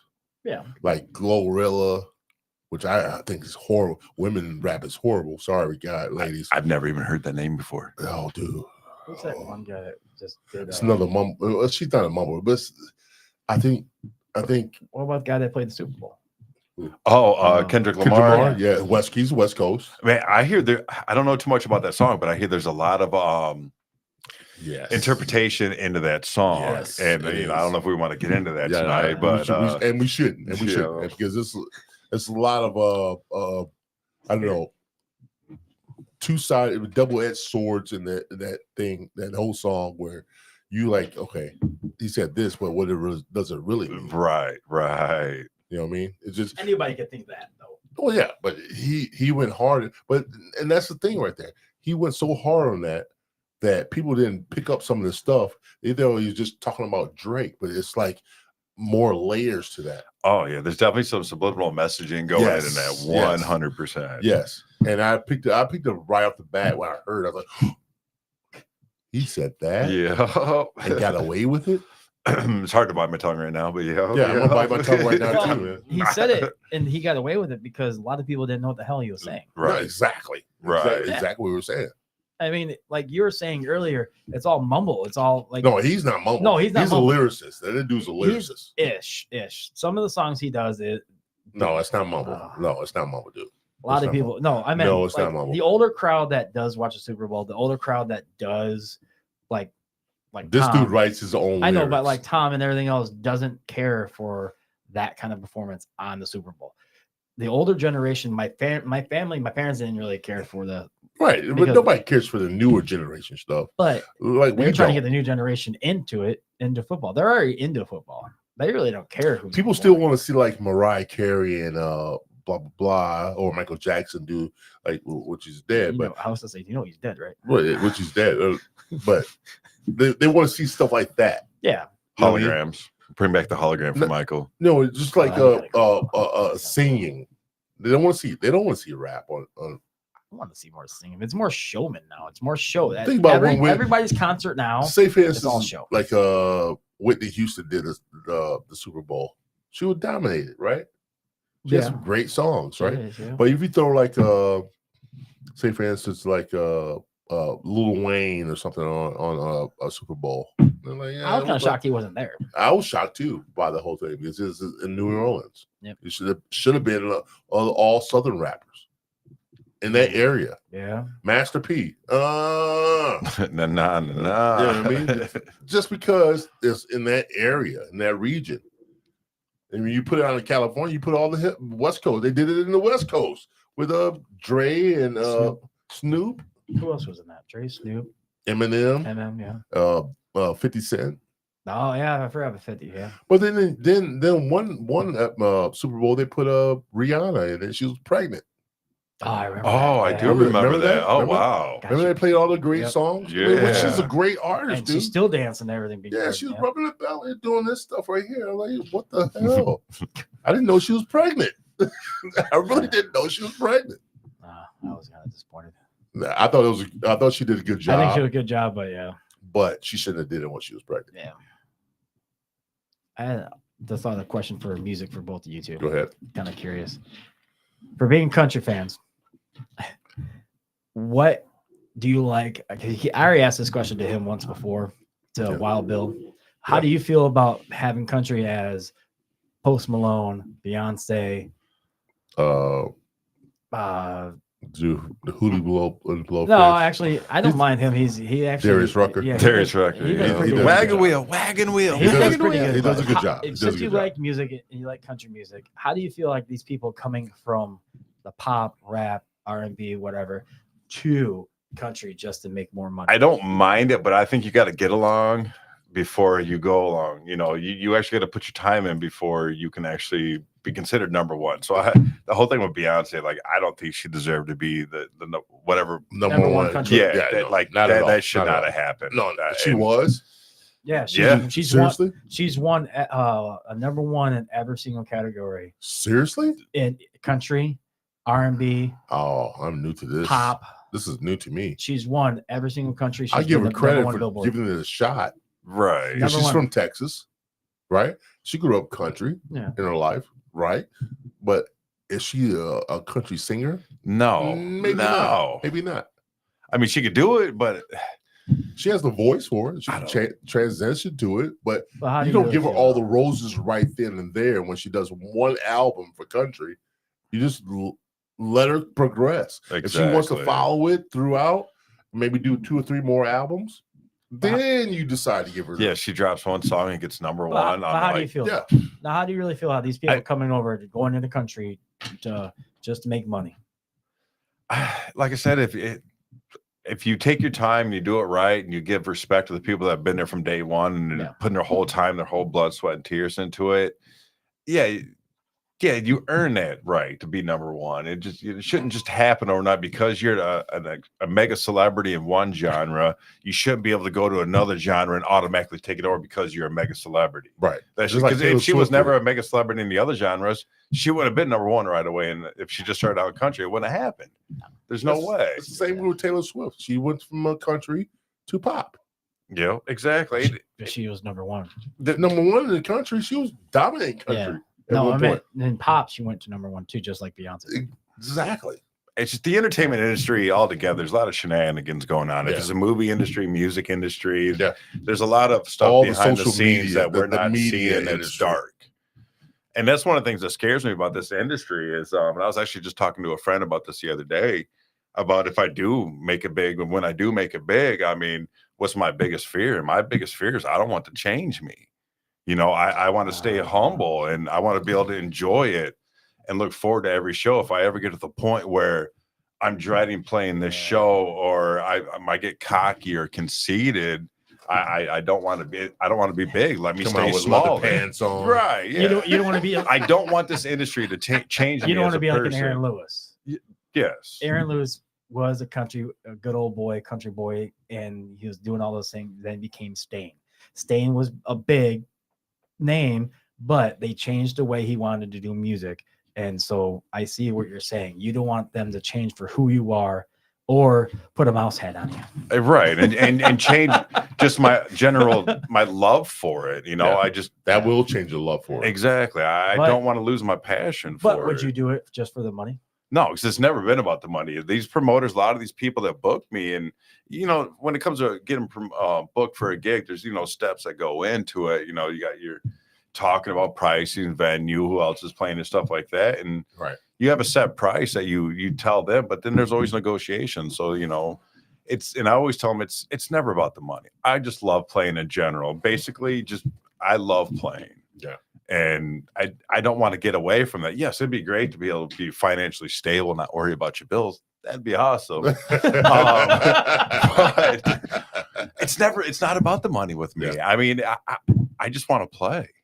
That's it. I want to be up there and make people be happy and me be happy up there. Right. That's my goal. I like that. It's very humble. I often wonder if when you said that, I was like, man, maybe he'd be wearing leather pants. That's what I'm saying. I got chicken legs, bro. A tank top or something. So if they throw at you, for a whole year, $500,000, but you have to change your name a little. Change your name. Change the way your appearance. Your appearance, and you have to wear this. Would you do it for $500,000? As long as I don't get to change my character and who I am, I mean, you don't change your character, but you change the way you look.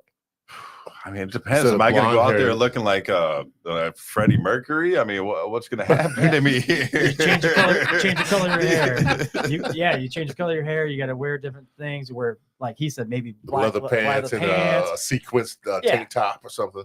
Just to get the crowd I'm finding new management. This guy's getting fired, and I'm going to find new management. The management got you $500,000. The management got you $500,000 and a house wherever you want. Nope, because that wouldn't feel right to me. Because at the end of the day, when it's all said and done, I sit there like I didn't do it right. Wow. I didn't follow my heart. I didn't stay true to my roots. All right, people. You say it here right now. If he made it big and he's looking totally different than he is now, we'll know he's bullshitting. Leather pants. He just got Joe. He just got Joe there. Because that is wrong. I'll put it in the mic so you can hear it. Because that is wrong. No offense. I asked this man the same question about this podcast, and I said, do you mind if they change the name or the way we do it? I wouldn't mind if they change the name. If we did change the name, that's cool. Change the name or anything like that. They put me in like I said, lipstick and shit like that, and hell no. For $500,000. No, I wouldn't do it. No. I wouldn't change. No, I wouldn't change that part. I wouldn't change the way you look, but you would change the name and everything else. I would change the name, but I'm not changing my look. Good for because you. I I don't know. I wouldn't depreciate my value. Not the way. Not I gotta change the way you look in that. Like you just put lipstick. Maybe put you in a, this is instead of a wood. my Instead of name a is hoodie. Jamie. You know, Instead of motherfucker. a- No, I'm instead not of- doing that. Instead of a I'm not doing hoodie, that. instead of a hoodie, they're gonna make you wear like just a white T-shirt and some shorts Or, something that you're you have to not wear, used to you wear, have not to used to wear. Be corporate casual Yeah. or whatever. No, dude, I'm wearing what I want to wear. Not wearing lipstick or fingernail polish or anything. Lipstick. What? Motherfucker, Why I you going just said I with wasn't.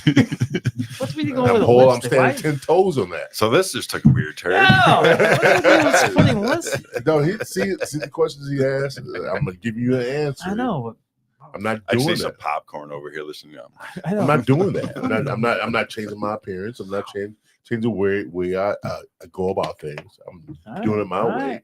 And if I don't make it like that, once again, oh well. But if you give me $500,000, I may change his name. or not even that. The James and Joe, the Gill and Hill podcast. I'll do that. You know our names that only have one letter change. But I'll still have the Third Eye Truth There podcast as an umbrella of that. That's pretty good. As an umbrella of that. I like that. I would not give up that. That's the thing that got me to where I am. You know what I mean? right. But he's also older and he's stuck in his old ways. Yes, so I'm. by the time Get off my grass, you but fucking that- kids. yeah. But But There's that old saying: if it ain't broke, Yeah. don't fix it. But Exactly. the time we make it really big and stuff like that, he's gonna be about like maybe 60. So I'm still young. That's right. I'm still young. 60's the new 40. Yeah, I'm he's still gonna young. be the I'll be man 8 that says, years "Get from now. off my lawn, Get off my lawn, you fucking kids. get off my lawn, Stanley. What? You want your basketball back? No, I don't think so. get off my lawn while he's drinking He's his gonna be like Stanley While he's drinking next his- Friday. he's drinking his bourbon. Get Your off ass my is off my lawn lawn. while you're drinking your bourbon. And I will be sipping some bourbon. While you're drinking your nice smooth bourbon. Yes, with an ice cube in it. Get off my lawn. The you hell off ass. my lawn, you little fucks. Get that dog Sorry. off my lawn. I shouldn't say that about the kids.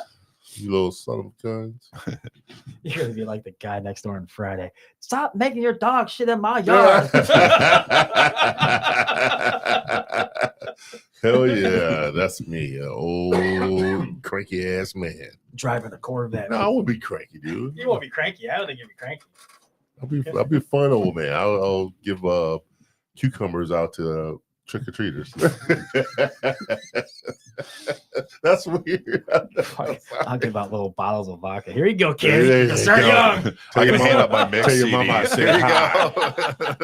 go. Tell your mom I said hi. I'm never going to that house again. He gave me his mix CD. This is dope. Oh, here's a piece of candy and my mix CD. Yep. I tell you some, the word is butterscotch on taped onto it. Or they open up the CD. It's got like the gum from the cards packages back in the day. And a stick of gum. Yeah. There you go. Hey, that's it. You could really do that. Okay, cool. If there's anything you could change about your path on the way to where you are now, what would you do? Wow, that's a deep question. Gotta give him time to think about that one. Man, I'll let him think about that one. wow, that's actually a really good question. So, do you have an answer for if you throw it back at you? Yeah. All right, let me hear yours first while he's thinking on that one. Anything I could change about my path? Yeah. To where I'm at from Right this here, right here. right here. where- Yeah. So while he's thinking, because that's a deep question. I only think I would change. I would take any breaks because we'd be at 200 by now. Yeah, we would have. For the 4 years. Not taking any breaks. For the 4 years that we've done. Yeah, not taking any breaks. You know, I'm gonna have to agree with that too, because in my Yeah. career time, there's been a couple of times where I took a break for like a year or two. Because sometimes it gets to be too much, especially there for a while. You know, you're out partying every weekend. You're going to these clubs. You're traveling all the Yeah. time. And you're seeing so many different faces, and it takes a toll on you. Yeah. And especially if you're partaking in extracurricular activities that go on during these things, it can really take a toll on you. The rave scene, it's addiction. Just going back in time. And you know, with the rave scene, there comes there is addiction can come with it. And it's a very slippery slope with people out there. So you really have to be careful and do everything in moderation. Yeah. Everything in moderation. Of course. Anything in life. But yeah, I would say taking a break was probably the two of the biggest things that slowed me down in my career. How long was your break? I did it a couple times. One for was like 2 years. The other one was for like a year, something like that. And I'm an emotional based creature, and there's a couple times in my life where I wasn't living the way I was supposed to. So everything got really emotional for me, and I felt the best way to deal with it is let me just step away from everybody and everything for a while. Let me regather myself. And I agree with that. I needed it at that time, but it also hurt me in the long run. Oh yeah, because it slowed my progression down. Yep. And then some people look at you like, okay, is this guy still? Is he ready for this now? You know, people always start questioning that then. And well, that's the same thing that happened to me. I took off and because I was stagnant in my own mind. You know what I mean? I didn't think I was putting out a good enough content to where people that was the first time. Yeah. Second time was due to another entity. Don't say nothing. Another entity that slowed me down. That wanted me. They kept talking in my ear. You should get rid of this, and I didn't. Now, if I stood my ground, I'm not getting rid of this. I'm holding on to this. I've come this far. Man, I'm proud of you too, brother. Extremely proud of you. And I didn't. So, but this guy right here helped me through that progression. Say, hey, we need to get back in the studio and get some shit going. Yeah. And we did just that. And we look, dude, we had 65, 66 right now. Working our way up to 100. And it was tough. It was tough. It was tough to get him because he wanted to do it, but he didn't believe in doing it. He didn't. Yeah. I wasn't convinced I was doing the right thing. Yep. Sometimes you start questioning your own beliefs within yourself. Am I good enough? Am I really making people happy? Am I really entertaining people? You know, and you start questioning your own stamina in the situation, basically. But people are coming up to us say, "We miss you guys on the show," or hey, when are you guys gonna do another one? That was the big thing. When's about time you're gonna get back in there and do another one? Who's gonna be coming up soon? That was the big thing. That was the big motivation right there. But I wasn't convinced that I could pull this off. And then we started. This guy was like, let's get this shit going. Then I had my friend Johnny Ford come in and talk to me. He was like, Johnny Ford. And he, love that man. Remember Johnny? Yeah. And he was like, he just came back from brain surgery. I did not hear this. So he's been on my show twice already. Oh man. But you should watch the episodes. Buy his book. Yeah. And once we promote his book again. Yeah, buy his book. For the people that's not watching, it calls "There's No Place Like Home." Yep, read the back by Johnny Ford. Yeah. It's because he was going through foreclosure. He went through a lot of shit, man. His brain surgery and the whole 9 yards. He had all kinds of stuff going on with him with the foreclosure of his house. I don't know if you remember going to his house ever going to his house, but this dude fought for everything that he has right now, and that inspired me to get back on, and I did that show, and he's the highest grossing views and the whole night. Oh wait, no, he is for since he's been on that show, and it keeps on going. Highest viewed shows, and he came back on again not too long ago, about a month ago. Oh yeah, it was about 3 weeks ago. Came back on and then just like. Kills it. He kills it, man. And I have nothing but the utmost respect for that guy. He's such a people person. I remember him being a friend of us house manager at Chili's. Like he was a people person. Oh yeah, definitely. And he still is. He still does everything he can for anybody. And he puts his neck out on the line. Even if he's down and out, he'll still do shit for you. And he's an amazing man, and I love the dude to death. He's like go ahead. I'm gonna say something about it. Oh, go ahead. But he is probably the true definition of a big brother. Okay. If you don't have a big brother, you know what I mean? And he did just that for me. He's just like he almost like helped me circumnavigate throughout all these choppy waters that I had. Because if he can do that and come back from all that stuff that he went through, I can do it too. Yes, sir. But if you'd ever seen or read the book, you don't have to buy the book. In August, what is it, 22nd? I have it on my phone. I'll send it to you. Okay, perfect. But he's going to be down at the Box Factory. Thank you. Telling about his book, and he's going to not read it word for word, but he's going to go through it and summarize the book. I thought they would do a play or something like that. No, involved in his life? it's not a play. He's going to be up there talking about Oh, okay. and That talking makes about more sense. and talking about his book and everything else. And we're going to do a live. Actually, that's another live Another remote, live remote that we're going to be do. doing. Yeah. We're going to be interviewing people beforehand, and then we're going to listen to it with everybody else, and then we're going to ask people afterhand and how everything went, and how they feel, and everything else for a live remote show. So we got a lot of things going on, man. We got a lot of so, things. But if you want to ever go to it, it's exciting stuff. His thing is what he went through and everything else. It is inspiring. It is.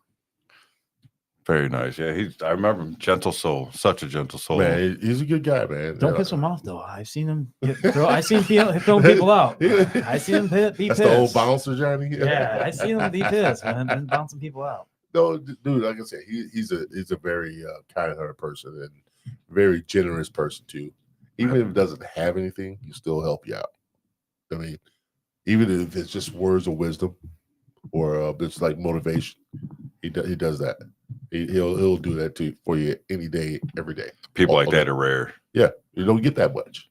People are always, oh, well, I don't have time for it or whatever. But this dude's been signing books. He signed that book for us. Came back that in. one's for you. I already got mine signed. That one's yours. I got the original copy. Yeah. He gave us. He actually gave him. He was supposed to give it to me. Let me read it, but he gave him the original. Uncut draft. Uncut draft for one of the first drafts. Yeah, one of the first drafts for his book. That was book. awesome, man. I appreciate that, dude.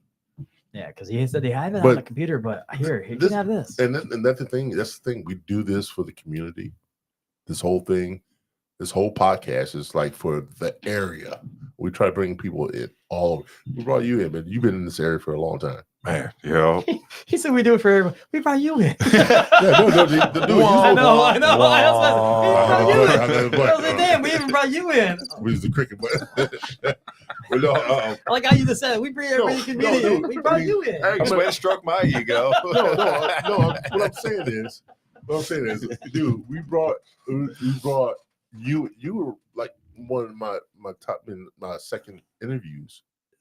That's why I'm recycling the top 10 that no one's ever seen. Yeah, well, people haven't really looked at. You know what I mean?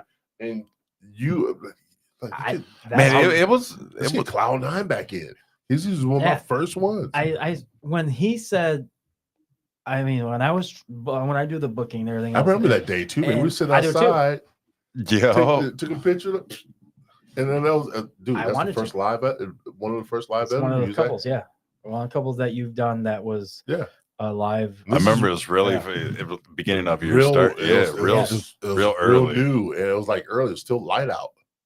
Yeah, I think it was. And you were nervous. I was nervous. Yeah, I'm always nervous. Because that's one thing about DJing. I don't talk in the mic. I talk with my hands. Yeah. So every time I get on the mic, I'm like, oh, good. Well, you've been doing really good thus far, man. I'm telling you, man. You've been really good, man. Thank you. Give him applause. Wait. Come on, be nice. There you go. See, the millions are watching us above our crowd right now. Looking over us. Watching us. The people that are watching above us right now. There you go. But it's good to have people that I started off with come back, and it's so gratifying because you know what I went through. You went through some of the same things in your beginnings. So it's just like the trials and tribulations of getting to where you are now. So I appreciate you coming in, brother. I appreciate you guys having me, man. I do with the utmost respect to you, man, because I've known you for a long time, man. You're welcome. At least 20. Oh, sorry, Joe. You're welcome. It's okay. Let Joe out. Sorry. I'm glad I booked him too. Thanks. I didn't call you sidekick. I'm glad I booked him too on that one. I got a feel we're gonna hug this out soon. Yeah. I can see that happen. Yeah, I'm glad I booked you. Yeah, I'm glad I booked him too. Joe's dude, he's been an inspiration to me. I tell you, man. Trying. No, dude, he's stuck through me. I mean, even if we disagree on some shit, we have like on some certain guests and stuff like that. Like, no, dude, It does. It's tough. Can't do that. And no, but yes, I can. No, you can't. Yes, I could, but I mean, you guys got a good thing going. It's like Amos and Andrews and Albert and Costello. I mean, you Yeah. guys got a good vibe going here. The banter alone. people come up to us and say, "I love the banter that you guys have." I think it's maybe just been one person. No, it's been a lot of people. They said, "I love how you guys feed off each other and you guys go back and forth, and then you just laugh about it." Yeah, I said, "We have to." I mean, that's all it is. We do. In the off scenes, we bump heads. I mean, it's what friendship does It's it? all out of love. Man, I've known this dude for a long time, man. Yeah. I've known him for a long time, and I'm glad he's here on my side. I wouldn't have anybody else. It was. I missed the final right four. here I next missed to the me four. doing this because it means a lot because I know he's passionate about it and I'm passionate about it, and he appreciates my passion. And I appreciate his passion. I did it. I do this to see it succeed for you. And he said that since day one. He's the milk in your coffee. Damn. I don't like milk. I don't like coffee. Okay, so I retract that last statement. Why am I the cream? Damn it. I get it. I don't want him to taste me. Fuck that. But I get it though. I do like coffee though. I'm just gonna be quiet now. Dude, that was a good segue, man. This is a bad day. You gotta drink. This is a bad day to quit drinking this week. Damn it. Oh, that's right. Don't you open that zombie Zed? Nope. What is that? Wine. It's my wine that I got for my birthday. Yeah, we get gifts sometimes. Yeah, this is all gifts. Like Nardo's wife Yeah. Oh, I gotta get her on. Damn it. I always forget to ask. made that album right there. I like the cover of that. Yeah, that's pretty cool, isn't it? Sorry, That's Nardo. dope. I keep forgetting about That's asking dope. your wife to come on. Sweaty Balls. Yeah, the Sweaty Balls is from Glen Head. Glen Head from Melmax. This is from Chill Hill. Okay. Yeah. Shout out to Ashley Nitz. Yeah. Yep. Yeah. Shout out to Ashley. Pat Moody. I always bring his business card. Dude. Yeah, we had some interesting guests on here, man. I'm telling you. Nitz Wine brought Marshall brought that. Oh, the other bottle. Oh, nice. Yep, Marshall brought that one. Man, they're ice wine. Have you tasted that yet? That's Joe shit right there. Man. No, but they're gonna when Lint gets over. When Lynn gets over, we're gonna be partying with Dan, he said, and we're gonna get drunk. We're gonna get drunk and have his ice wine. Oh, because he's never had ice wine in his life. I never had it. In his life. Good. Oh my, it's amazing. Sweet. I'm not a wine person because it tastes like a peasant kid with dirty feet stepped on the grapes, and I've really never been a wine person. You know they don't make it like that anymore. I Right? know. Don't turn him off on wine. I'm trying to make him go wine tasting. Dirty feet. That's how they used to Dude, make it. that ice wine Marshall had me taste of. Wow. Yeah. Wow. stuff? Yes, good stuff. All right. Good stuff. I'm looking forward to it. Dirty feet. That's how they used to make it. Because actually, Ashley was telling us about how for their October, they have competitions who can smash the most wine with their feet. So there you go, dirty feet. Man, I'm telling you. but they don't drink it after that though. It's Oh. just You know? no. Why not? I mean, I bet you could sell it to some people online. Some people are probably Would you? really into You that. have. I would never drink Those that. people with foot fetishes and stuff, they'd be drinking that up by. Oh, yeah, feet. Feet. I hate feet, man. Mhm. Oh, I'm gonna try to figure out what I'm gonna be drinking on Monday. Toe jamming Earl looking I feet. hate So, Toe jamming. I hate feet, dude. Oh, that's the worst thing ever. Put your feet in my face. Oh, you, see, this one I'll never. No, Suck girls, my toe. no, that's what I was trying to go. I ain't sucking no damn toes, no, bro. hell Suck my no. Dude, no, that's the worst thing you could ever do. No, How I they was get at from this our gifts to sucking toes? And here's a funny thing. I was at this party. It was after the bar. This chick had boots on, and no, I didn't suck her toe. No, this dude sucked another chick's toe, pulled it out of the boot. I'm like, oh, that is gross. All sweaty in there. Yes. Ugh. I feel like I've been there. I'd rather take a shot from the barman at the end of the night where everything pours into it. Why am I- The mat shot. Yo, at the end of the night. Oh. I've been to a party like that where Oh, it was like, oh, dude, I was like, oh, you just sucked her toe? Oh, dude. I'll never do it. And I knew the guy. I'm not saying his name, but I ain't gonna bore You knew the embarrass him. guy? Yes, I know Did the you guy. make fun of him? If you afterwards? watching, Oh, you hell yeah. nasty. Yeah, you nasty. Roasted him. Did you ever say anything afterwards, or like, Yeah. you ever mention it the next time you see him? Next time I see him, I'll mention it again. Do you?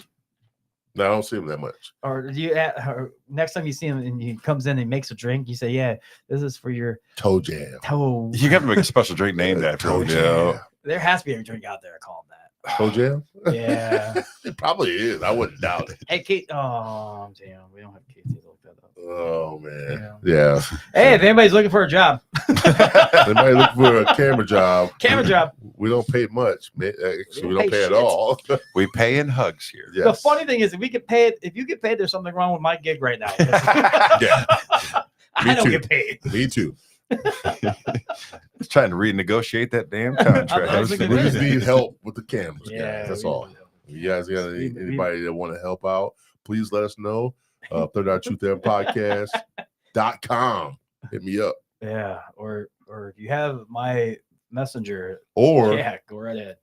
I'll give you just find me at the sandbar if you Yeah. interested. Yeah, we need somebody. Yeah, this will help us out with the cameras and because everything's working now. Remember, we just had this one, Josh. Yeah. All we We just had had this too. right here. Since 4 years ago, you guys have come a long way, Yeah. man. I'm really impressed. Yeah. You guys are doing your damn thing. Yeah, we've You got the Xbox in here. I mean, yeah, you got I play games in here. I PlayStation. play games in here. I'm a gamer. Did our whole world shift? Did our world The shift? planet? Oh yeah, it does all the time. Oh shit! I'm thinking, damn it. Yeah. These guys just move forward. Oh, Scary Terry and Yeah, all these three raiders are now facing me. Dude, is that an original Optimus Prime? No, it's not. It's not. It's not. You're the I wish it third person was. You're the third person that asked I that. wish it was. I think the original one was made out of metal. Yeah, yep. As Yeah, it kids, was yeah, metal, yeah. I remember It's those. taller too. It was I taller. used Yeah, to it was own it. bigger and taller. Yeah, it didn't have the battle axe. It had a gun. Yeah, but Yeah, did they have a battle axe? no, you have the battle axe. But yeah, this the planet did shift. Thank God. We were slamming on the table. Yeah, like, We're having so much shit. fun. Yeah, Like, time- shit, did yeah. something just move on me? That's fucked up. Or Batman fell because it moved. Batman did fall. It always falls. Batman's a pussy. No, he's not. Scary Terry He's just a rich man that has toys. Scary Terry did. He fell down. He's like an Iron Man. If you guys does he didn't know, really have superpowers? No. Batman- no, he no, doesn't. he- He's has super money. Mhm. He's rich. He's a I'm billionaire rich, bitch. philanthropist. A playboy. Loves women. So he's an Iron Man. Yeah, both of them. Yeah, they're both the same. Iron Man and Batman are the same. Yeah. No. Billionaire, playboy, philanthropist. Yeah. I keep saying that. I'm trying to get that right too. I just want to say that word right. You said that pretty good too. Yeah, no, Yeah, I used to. I know you Back in didn't. the day, I could not say that could not word say at all. it. At all. Damn, I can't make fun of you for that. I used to fuck that word up Yes. royally. But yes. All right, guys. We got 13 minutes before the show is over. Man, I really want to say thank you guys for having me on here. I Yeah, highly no enjoyed problem, this, But man. we're gonna Joe, you got any more questions?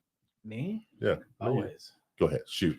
I'm I gonna always got. follow up behind you. I always got. You got enough for 2 more questions and we do our final thoughts. Two more. All right. Okay. So, my question actually is to you, and it's about your DJing and all that. For you going around, how's that affect? Does it affect your business, your day job? Because I know that can't be your real job. Does it affect your day job or your lifestyle of having a girlfriend and wife? Or whatever? Oh my God, bro. Wow. Oh, you love Wow. shot. You just, man, you hit two of the key things. I'm blessed enough to where my job, as long as I give them a big enough notice, they're really, really lenient. Well, that's Real awesome. lenient. Good for you. I actually work for my cousin doing masonry. Sean Murphy's masonry. Yep. Good for you. That's hell. I You're give you kudos. Mason. I didn't know that. Yeah. Yes. Yep. Been doing irrigation and masonry and construction, man, for probably like 18 years now. No shit. Got out of the restaurant industry and I knew you were construction, but I didn't know you were doing masonry. yep, masonry and framing. Usually in the winters, I'll head to South, like Florida or Yeah. Tennessee to frame homes. While I'm here up in the summer, then I'll do masonry with my cousin up here. But yeah, I'm lucky enough to have that job to where they allow me that free time as long as I give them enough advance. That's notice. Yeah. You know, they're really, really good about that. Because the good thing about this industry is my booking's usually like a month or two ahead of time. I know my day where I'm playing. It's not like something that happens the day of. Right. Yeah, usually there's a really good advance. Like festival season's coming up. So, I mean, here this month and next month, that's when you should start getting offers in for coming in to play these festivals. Right. So that was a great question. The other great question is, yes, love life. And the lack thereof. Right. Because women see, oh, it's a DJ, he's a player. Oh, all these girls are always throwing themselves at you. Oh, you get all these messages in your Facebook all the time. All these people want to be with you. Right. Yes, that can happen, but I'm a smart, plumb dumb man. I can be ignorant to the fact when someone's really into me because I'm all about spreading love and joy myself. So I'm thinking these people, if a male or a female, attention's come from both directions these days. I just think they're generally being kind to me. I'm not seeing that they're flirting with me. So I'm usually oblivious to that fact. But when I do have a girlfriend, it usually can bother that person that I'm with.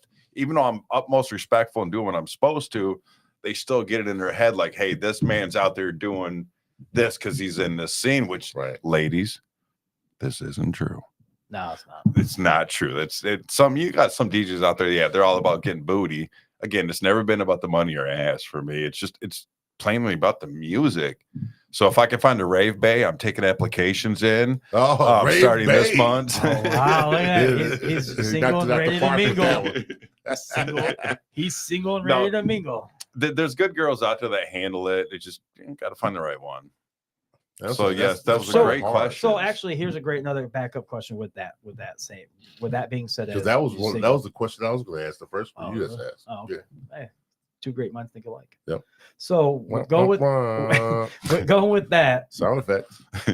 Would you find someone that you could travel with when you go to these festivals? Yep, that would be the ideal because I was married at one time and we were still doing it. And there was one time we were going through negotiations for me to go out to Mumbai and Dubai for a 2-week tour. What? Mumbai and Dubai, yep. And they were going to pay for that's when I was married to Casey at the time. Yeah. You remember? Yeah. And they were going to pay for both of our travel expenses, room and board and everything like that. So usually if you're married or you have a significant other, you always get a +1. Always, no matter what. Okay. So yes, I would love to have someone that is able to travel with me because all these giant DJs I played with, I always ask them questions, and the first thing I ask them, what's the main thing you miss the most? And all of them say, I need clean socks or underwear, mostly because they're always on a flight into the next one. And the other one is they're lonely. Yeah. Even though all these people want their attention, all these people want to be around them, they're so lonely because after the show, they get straight back to their hotel room. They're there for the night, then they're on to the next city or state on to the doing it, just really lonely. So if I can find someone that goes along with me, yeah. Maybe but that's what kind of show we need to do. Maybe that's what kind of show we need to do. What kind of show is that? 3 single men that have jobs like that and have a bachelor kind of questions, and that we can hook them up with women, like a speed dating. We can't even hook ourselves up. What are you talking about? No, it's like speed dating. People call on and say, "Hey, I would like to date this guy right here." What do you mean? We have access to all these beautiful women. Well, whoever watches us, okay. We promote it. I see where you're going with this. Yeah. Wait a minute. What about? I want to be on this show. Hook me up. No, actually, I don't need that. I don't need that right now. No, we just host it. I don't need that right now, man. I'm busy enough. So it's got to be sad, though. It's got to be sad and lonely. So, yeah, I can imagine it is. For these people that's out there that does travel all the damn time. I can imagine it would be. Right. You have that significant other. It's got to hate. No offense. After a while, guys need love too. It's got to be tedious where women flock all over you, but it's just a one night thing. You can't have the same person come with you. It's momentarily. It's momentarily. After a while, 5-6 months into it, it's got to be God. These women women they just want no soul. They just want no soul. And I think once you start doing that, you're falling into the rut of the darkness of the industry. Yeah. When all you're about is partying and just being with sleeping with women, I mean, you're headed down the road of destruction. I mean, there's like DJ Datsick's out there. Then you got a couple other ones. There's I'm drawing a blank on his name right now, but he's basically like the main DJ for Epstein Island, and now he's going through all these sexual Bass Nectar is going through all these sexual lawsuits now and everything like that. And there's a DJ named Datsick. He would tell his bouncers, to the hottest girls, he would put stickers on them, and it was like basically, I can't remember the exact words, but it said like DTF, down to fuck, and he'd bring them back in there, and he was raping them. I mean, there's some dirty, grimy shit. He was labeling. I want that one in. Yeah, the ones with all the stickers. The one that has a 10 on it. Let her buy. And basically, that was it. The bouncers would put the sticker on and let them through. Wow. And those are the guys that don't last, obviously, because they're in it for not the right reasons. Yeah. And wow. I guess it is a dark side to every underbelly to every industry. Everything, yeah. Yo. That we can think of. I mean, you got to think of the people like these giant festivals like EDC, where they got 60 to 80,000 people at these attendances. I mean, I'm sure some of these people that help fund them aren't the top of the pillar community people. Right. You probably get into some grimy things. I can imagine. I can only imagine. All right, guys, we are at 5 minutes left. We're going to get to the final thoughts. Johnson, when we do the final thoughts, just shout outs to what you're doing next, plug-ins to people that you want to send out shouts to. All right. Do that whole thing, and we'll go around the table. All right. Well, next up, my next show up for me is March 27th. I'm in Battle Creek, Michigan at a club called the Music Factory. Headlining out there. I want to give a shout out to 902 Hype, a Dialer Recordings, a record label I'm with. I want to give a shout out to all the local DJs around here, man. You guys keep killing it. You guys are making it, paving the road for us. Don't ever stop. I know DJs get frustrated and they want to quit. Don't quit. Keep going. Don't stop. And if you want to follow me, you can follow me on Mixcloud, www.mixcloud/Josh Hasel. Follow me on Facebook, www.facebook, jcloud9hassel. Other than that, man, I appreciate you guys having me here. Dude, it's a pleasure, man. It's a pleasure. This is Joe mentioned that. It's like, man, we should bring some of the old guys on that we had before. And I was like, yeah, that's a good idea. And Joe made it happen. Good job, Joe. Oh, look at that. Get an air horn this time. Got an air horn out of boo. All right. Your turn, Joe. Go. I'm not used to this shit. Oh. There you are. My turn. For you, Josh, for being at the first show and knowing everything that I heard and everything else, but for asking the questions that I would like to hear and answer, and you answered them truthfully, honestly, and everything else. You're a very humble man. I appreciate I'll give you the biggest satisfaction and maybe ego boost. I don't care what you call it, but that is awesome that you would never change anything about your life.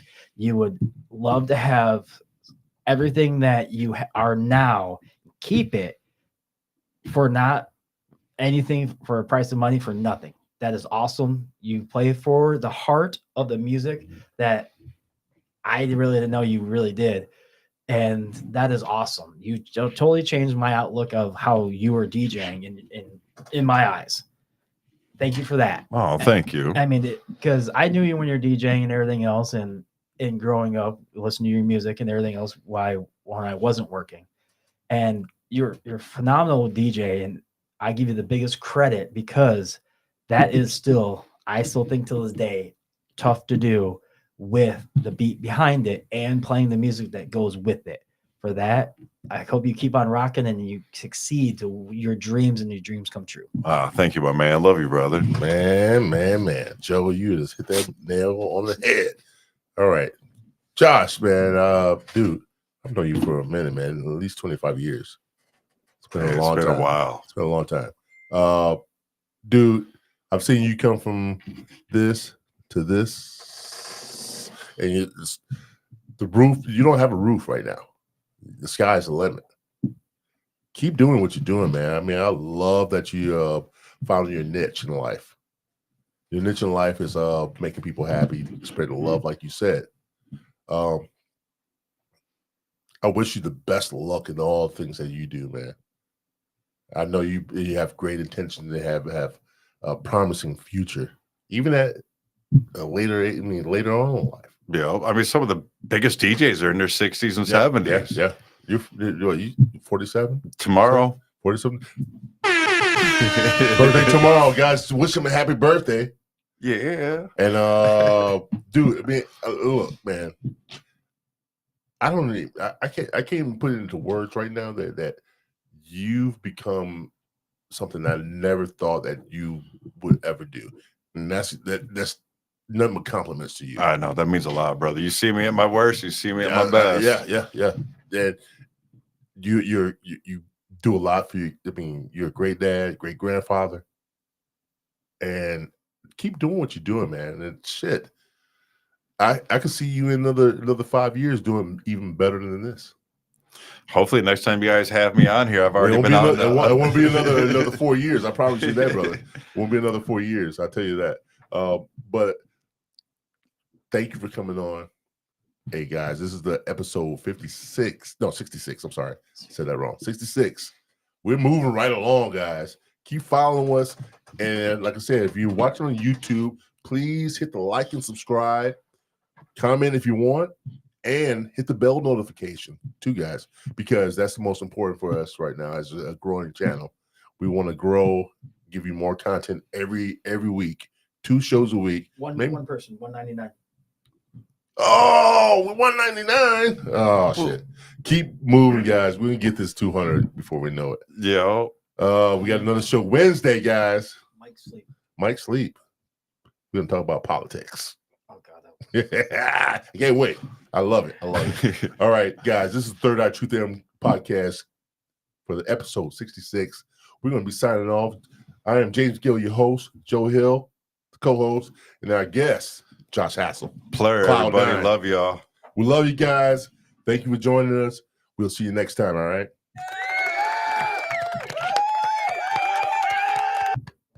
Oh, that's the wrong one. There we go. Let's get it.